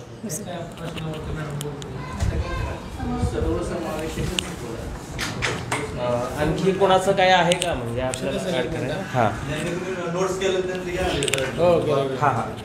आता ह्या चर्चेचा समारोप आदरणीय डॉक्टर दोशी मॅडम करतील. मला फक्त पालकांना ते बोलायच्या आधी एक मुद्दा सांगायचा आहे. आपण फेसबुकला जाऊन दोशी मॅडम यांच्या लेखमाला मुलांसंदर्भात जास्त लिहिलेल्या आहेत त्यांनी, त्या आपण जरूर वाचाव्यात. कशा प्रकारे विचार त्यांनी मांडले त्याच्यात आपल्याला लक्षात येईल.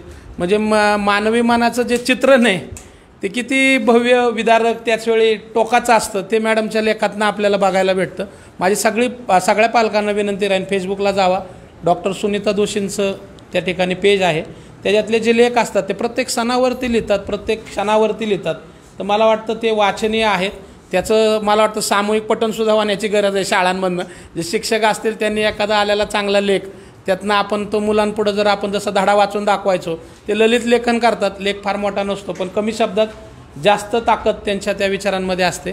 तर आदरणीय दोशी मॅडमच्या संदर्भात मागाशी माझ्या बोलण्यातनं हा मुद्दा एक राहिला होता की आलेल्या परिसंवादातल्या ज्या मॅडम आहेत त्यांचं लिखाण इतकं शक्तिशाली आहे की त्यातनं सुद्धा आमच्यासारखी मंडळीसुद्धा आज घडायचा एक महत्त्वाचा प्रयत्न करतायत. तर मी आदरणीय मॅडमला म्हणेन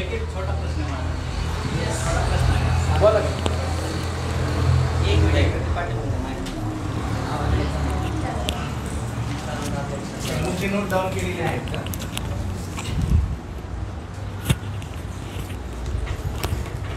सर्वप्रथम जीवन शिक्षण फाउंडेशन आणि त्यांची टीम, या टीमचं मी मनपूर्वक आभार मानतो, कारण तो इतका सुंदर कार्यक्रम या ठिकाणी जेऊरसारख्या ग्रामीण भागातल्या पालकांसाठी आयोजित केला हे खूपच कौतुकास्पद आहे.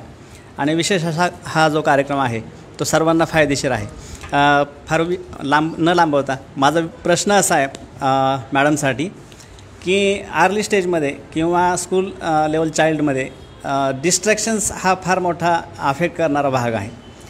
तर मग त्याच्यावरती आपल्याला how to control the distractions किंवा how to avoid distractions in learning process हा एक माझा प्रश्न आहे. हां, अभ्यास आहे तर इतर गोष्टींकडून ज्याचा त्याच्या करिअरवरती किंवा कुठलीही चांगली गोष्ट लर्निंग करण्यापासून त्याला परावृत्त करणाऱ्या काही गोष्टी घडतात, तर त्या कशा आपण नियंत्रित कराव्या हा एक आहे. दुसरा बिहेवियरशी संबंधित आहे की एक तर आपण पाहतो की कॉन्ट्रावर्सी होते बऱ्याचपैकी शाळा आणि समाज, शाळा आणि इतर ठिकाणचं वातावरण. शाळेमध्ये आपण बऱ्याचशा चांगल्याच गोष्टी आपण मुलांना देतो, परंतु इतर ठिकाणी किंवा समाजात मुलं वावरत असताना त्यांच्या समोर अनेक गोष्टी घडतात, अनेक प्रसंग घडतात, त्याच्यातनं ते वाईट गोष्टी घेतात, बऱ्याचदा त्या शाळेपर्यंत येतात आणि मग ते कंट्रोल करण्यासाठी शिक्षकांना विशेष मेहनत घ्यायला लागते. तेही आपण करू शकतो, परंतु काही लेवलला एफर्ट्स कमी पडतात आणि मग इनडायरेक्टली कधी आपल्याला असं वाटतं की पालकांच्या दृष्टिकोनातून आपण विचार केला तर डायरेक्टली ब्लेम शाळेकडे किंवा शिक्षकांकडे येऊ शकतो की तुला हे शाळेत शिकवलं का. चुकीच्या गोष्टी करताना अर्थात समाजामध्ये घडतात ते त्याचं इमिटेट करतात, अनुकरण करतात. तर मग त्याच्यासाठी आपल्याला मुलांना ह्या गोष्टी करण्यापासून कसं परावृत्त करता येईल. मग आणि दुसरा मुद्दा होता की इमोशनल क्वेश्चन आणि इंटेलेक्च्युअल क्वेश्चन. तर मला वाटतं की मॅडमचा आता आज तकीक मॅडम बऱ्यापैकी सेंटर पॉईंटला आहेत ह्या विषयाला धरून. तर त्यांनी जो मुद्दा मांडला त्याच्याशी निगडीत मला असं वाटतं की इमोशनल क्वेश्चन जर डेव्हलप झाला तर तो आपल्याला इंटेलेक्च्युअल क्वेश्चनला कुठेतरी बॅलन्स करता येण्यासारखं आहे. म्हणजे ह्याची उदाहरणं आपल्याला अनेक देता येतील. शिक्षक कधीही वेळेकडे न पाहता शिकवणं असेल किंवा करे सरांचं तर बेस्ट एक्झाम्पल आपल्याला पाहतोच आपण तालुक्यात. कुठल्याही वेळेला त्यांना कधीही कोणी अडचण सांगू द्यात त्यावेळेला ते तयार असतात. इवन डॉक्टर मॅडमसुद्धा आहेत की वेळेचं कुठल्याही प्रकारची अडचण न ठरता कुठला पेशंट आला किंवा असे अनेक काही डॉक्टर्स आपल्याला दिसतील की ह्या गोष्टीकडे न पाहता त्यांचा जर इमोशनल क्वेश्चन चांगला असेल तर त्या गोष्टी मला वाटतं ते प्रोफेशनला न्याय देऊ शकतात. त्यामुळे तो थोडासा मुद्दा इमोशनल क्वेश्चन हा गरजेचा आहे किंवा तो जास्ती असणं मला आवश्यक वाटतं. माझे 2 प्रश्न डिस्ट्रॅक्शनच्या बाबतीत आणि मुलांच्या बिहेवियरच्या बाबतीत मॅडमसाठी. थँक्यू. तसं पाहिलं तर या परिसंवादातला हा एक महत्त्वाचा भाग होता आणि ते कव्हर केलं आहे साळुंके सरांनी. Thank you Salunke sir. खूप छान परिसंवाद रंगलेला आहे. कुठला स्पीकर यातला हा आहे का? हा बोलायचा. आणि हा पहिला असा परिसंवाद आहे की आम्हाला श्रोत्यांकडनं भरपूर नॉलेज मिळालं, ऐकायला मिळालं, एक वेगळा आनंद मिळाला. त्यामुळं एक वेगळा अनुभव होता आणि परिसंवाद ही संकल्पना खूप छान राबवली गेली. त्याबद्दल सर्व श्रोत्यांचे मी आधी आभार मानते. एकेका मुद्द्यांकडे आपण येऊ. या मॅडमनी सुरुवातीला सांगितलं की आम्ही मुलींना ठेवायचं का नाही शिकायला शहरामध्ये किंवा कसं काय, किंवा मग ते त्यांच्या आमच्यामध्ये कशी अटॅचमेंट राहील. तर पूर्वी गुरुकुल पद्धती होती, आपल्याला माहिती आहे, गुरूंच्या घरी विद्यार्थी राहायचे, पण ती पद्धत खूप वेगळी होती. कारण गुरु जे होते आणि त्यांची जी पत्नी होती ते आईवडिलांची भूमिका करायची. आता बोर्डिंग आहे, बोर्डिंगमध्ये ती ट्रीटमेंट आपल्याला मिळत नाही. ही गोष्ट मला माझ्या स्वतःवरून सांगावीशी वाटते की माझ्या लहान मुली जेव्हा होत्या की शाळेत जायला सुरुवात झाली आणि मी सोलापूरहून आले होते, माझे भाऊ होते पुण्याला आणि ते इंजिनियर होते. तर त्यांनी सांगितलं की तुझ्या मुली करमाळ्यात राहिल्या तर त्याला ई म्हणतील, बी म्हणतील आणि तू पुण्यातच ठेव, त्यांना चांगलं शिक्षण मिळायला पाहिजे. तेव्हा मी त्यांना सांगितलं की करमाळ्यातसुद्धा आमच्या अतिशय चांगलं शिक्षण मिळतं आणि नुसतं पुस्तकी ज्ञान म्हणजे त्यांचं जडणघडण नाही, तर त्यांना घरातले सुद्धा संस्कार व्हायला पाहिजे, घरातली नाती समजली पाहिजेत, सण समजले पाहिजे, की अटॅचमेंट निर्माण झाली पाहिजे आणि त्यातून सुद्धा त्या शिकणार आहेत. जसं आता सर म्हणाले की डिस्ट्रॅक्शन होतं. आपण श्यामची गोष्ट पाहतो की श्यामची सांगितलं की पायाला माती लागू नये म्हणून जसं तू जपतोस तसं मनाला माती लागू नये म्हणून सुद्धा तू जप. आणि ह्या छोट्या छोट्या गोष्टी आपल्याला घरातनं मिळतात की एकमेकांबद्दल आपण कसं शेअरिंग करायचं, कोणी आजारी असेल तर त्याची सेवा कशी करायची, आईला बरं नसेल तर तिला आपण चहा कसा करून द्यायचा.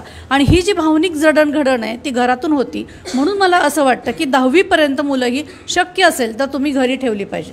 की ज्याच्यातून तुम्हाला अटॅचमेंट मिळणार आणि त्यातून सुद्धा त्यांचं शिक्षण होणार आहे, की तुमची मार्कलिस्ट म्हणजे तुमचं शिक्षण नाही, तर तो एक चांगला नागरिक व्हायला पाहिजे, गुणवान विद्यार्थी व्हायला पाहिजे. गुण मिळाले म्हणजे तो गुणवान होत नाही, तर तो गुणवान होण्यासाठी या गोष्टी सगळ्या व्हायला पाहिजेत. की जसं आता तुम्ही म्हणलं डिस्ट्रॅक्शन आहे, ठीक आहे, मोबाईल आहे, अमुक आहे, पण आता मी माझ्या नातींकडे परवा गेले तर ती सगळी जी गाणी आहेत आम्ही लहानपणी शिकलो तीच गाणी असते कार्टूनमध्ये, पण इतक्या सुंदर पद्धतीने सांगितलं मीही ती कार्टून बघत बसले, की जी भोपळ्याची गोष्ट असेल किंवा काय असेल, तर ह्यातनं सुद्धा मुलांची जडणघडण डिस्ट्रॅक्शन झाले, पण ते चांगल्या दृष्टीने. मग ते आपण त्या मुलांना काय लावून देतो? मुलं मोबाईल बघतात, मान्य आहे, किती वेळ बघायचा हे आपण ठरवू शकतो आणि त्यांना काय लावून द्यायचं हे सुद्धा आपण ठरवू शकतो. मग ती सांगते की नानीची ते मोरनिको काय ते मोरले गए नानी तरी मोरनिको ते लाव, अशा त्या मुली मला हट्ट करतात. मग इतकी सुंदर कार्टून तयार झालेले असतात की त्यातून तुम्हाला डिस्ट्रॅक्शनमधनं सुद्धा तुम्ही त्यांना शिकवू शकता. हा दुसरा मुद्दा. ह्या मॅडमनी सांगितलं की मोबाईलचं आता करायचं काय, की आता सरांनी तर सगळं मोबाईलबद्दल सांगितलं. मोबाईल ही काळाची गरज आहे. आता मोबाईलमधनं यूट्यूबर सुद्धा आहेत की त्यांना घरी बसून यूट्यूबवर व्हिडिओ टाकता येतात, त्यांना एक इन्कमचं साधन तयार झालेलं आहे. म्हणजे काय, एखादा समजा चाकू आहे तर त्या चाकूने आपण खून पण करू शकतो आणि ऑपरेशन पण करू शकतो. मग आपण काय करायचं आहे, आपण ठरवायचं आहे त्याने खून होतं म्हणून तो वापरायचंच नाही असं करून चालणार नाही, ऑपरेशनसाठी तो आपल्याला वापरावा लागणार आहे. तेव्हा ती सतसत विवेकबुद्धी जर वापरली तर मला वाटतं मोबाईल हा अतिशय चांगला आहे. आता ह्या सरांनी एक सांगितलं की आम्ही खेडेगावात राहतो वगैरे. माझं असं म्हणणं आहे की इतके मार्क मिळवायचे, मग इंजिनियर व्हायचं, मग मला एवढं पॅकेज मिळणार, मग मी शहरात जाणार. तुम्ही पुण्यात जाऊन बघा काय वातावरण आहे. संपूर्ण हवा प्रदूषित झालेली आहे. एवढे छोट्या छोट्या फ्लॅटच्या किमती लाखो करोडच्या घरात गेलेल्या आहेत. जर तुमच्याकडे शेती असेल तर तुम्ही शेतीमधलं BSc ॲग्री होऊ शकता, त्यामध्ये तुम्ही शिक्षण घेऊ शकता. टिश्यू कल्चर आहे, हार्टिकल्चर आहे, छोटी छोटी फुलं जी असतात जरबेरासारखी ती फॉरेनमध्ये तुम्ही पाठवू शकता. आपल्या इथं जे उपलब्ध आहे त्याच्यामध्ये जर तुम्ही कौशल्य उपजत केलं किंवा त्या मुलांना त्यामध्ये जर तुम्ही ट्रेनिंग दिलं तर ते सुद्धा एक करिअर होणार आहे. की फक्त मी एवढे मार्क मिळवीन, असं पॅकेज मिळून मग मला इतका पगार मिळाला की मी शहरात जाईन, गाडी घेईन, एक फ्लॅट घेईन आणि मग माझं आयुष्य संपलं, असं नाही. तर वेगवेगळ्या संधी तुमच्या गावात, तुमच्या शहरात, तुमच्या गल्लीतसुद्धा तुम्हाला फक्त काय आपल्याला ती नजर पाहिजे की माझ्याकडे 2 एकर शेती आहे तर मी तिथं कसं काय पाणी आणू शकेन. इस्रायलचं उदाहरण आपण घेऊ शकतो. तिथं प्यायचं पाणी मिळत नाही, तुपासारखं पाणी त्यांना वापरावं लागतं आणि त्यांच्या इथनं आता सध्या युद्धाची परिस्थिती गोष्ट वेगळी, परंतु त्यांच्या देशामधून विमानं, गुलाबाची फुलं भरलेली, जरबेरासारखी फुलं भरलेली विमानं दुसऱ्या देशामध्ये जात आहेत आणि जिथं पाणीसुद्धा मिळत नाही. अशा लोकांनी tissue culture, nano technology, horticulture ह्या सगळ्या गोष्टी केलेल्या आहेत. ह्यासुद्धा गोष्टी करिअर म्हणून आपण घेऊ शकतो आणि आपल्या गावामध्ये, आपल्या घरामध्ये आपल्या मुलाला ठेवून त्यामध्ये सुद्धा एक आपण चांगलं करिअर करू शकतो. तर हा सुद्धा तुम्ही मांडलेला मुद्दा खूप चांगला आहे की मार्क आणि मग काय म्हणतात त्याला पॅकेज आणि मग इंजिनियर किंवा IIT वगैरे एवढंच करिअर नाही, तर हा सुद्धा एक करिअरच्या दृष्टीने खूप चांगला ऑप्शन आहे. जसं मी आता सांगितलं तसं यूट्यूबर म्हणून होऊ शकतो, यूट्यूबचा सुद्धा एक ऑप्शन आहे. तर मला वाटतं की सगळ्या प्रश्नांना आपण स्पर्श केलेला आहे. मी जास्त लांबवत नाही. करे सरांनी तर इतकं सुंदर, खूप दिवसांनी मला त्यांचं भाषण परत ऐकायला मिळालं. ऐकत बसलं की आपण ऐकतच बसतो, कधी संपलं ते कळतसुद्धा नाही. तो एक मला चांगला अनुभव मिळाला. तुमच्या सगळ्यांचे वेगवेगळे प्रश्न आहेत, त्या प्रत्येक प्रश्नाला आपण स्पर्श केला.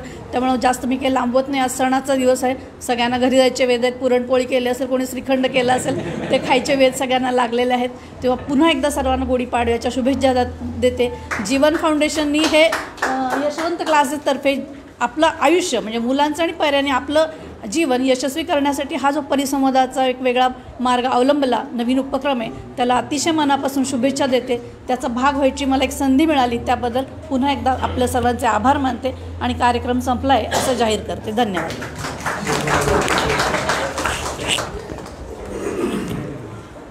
आता औपचारिक समारोपाकडे आपण येतोय. खूप महत्त्वाचे मुद्दे या ठिकाणी सगळ्या पालकांनी कव्हर केले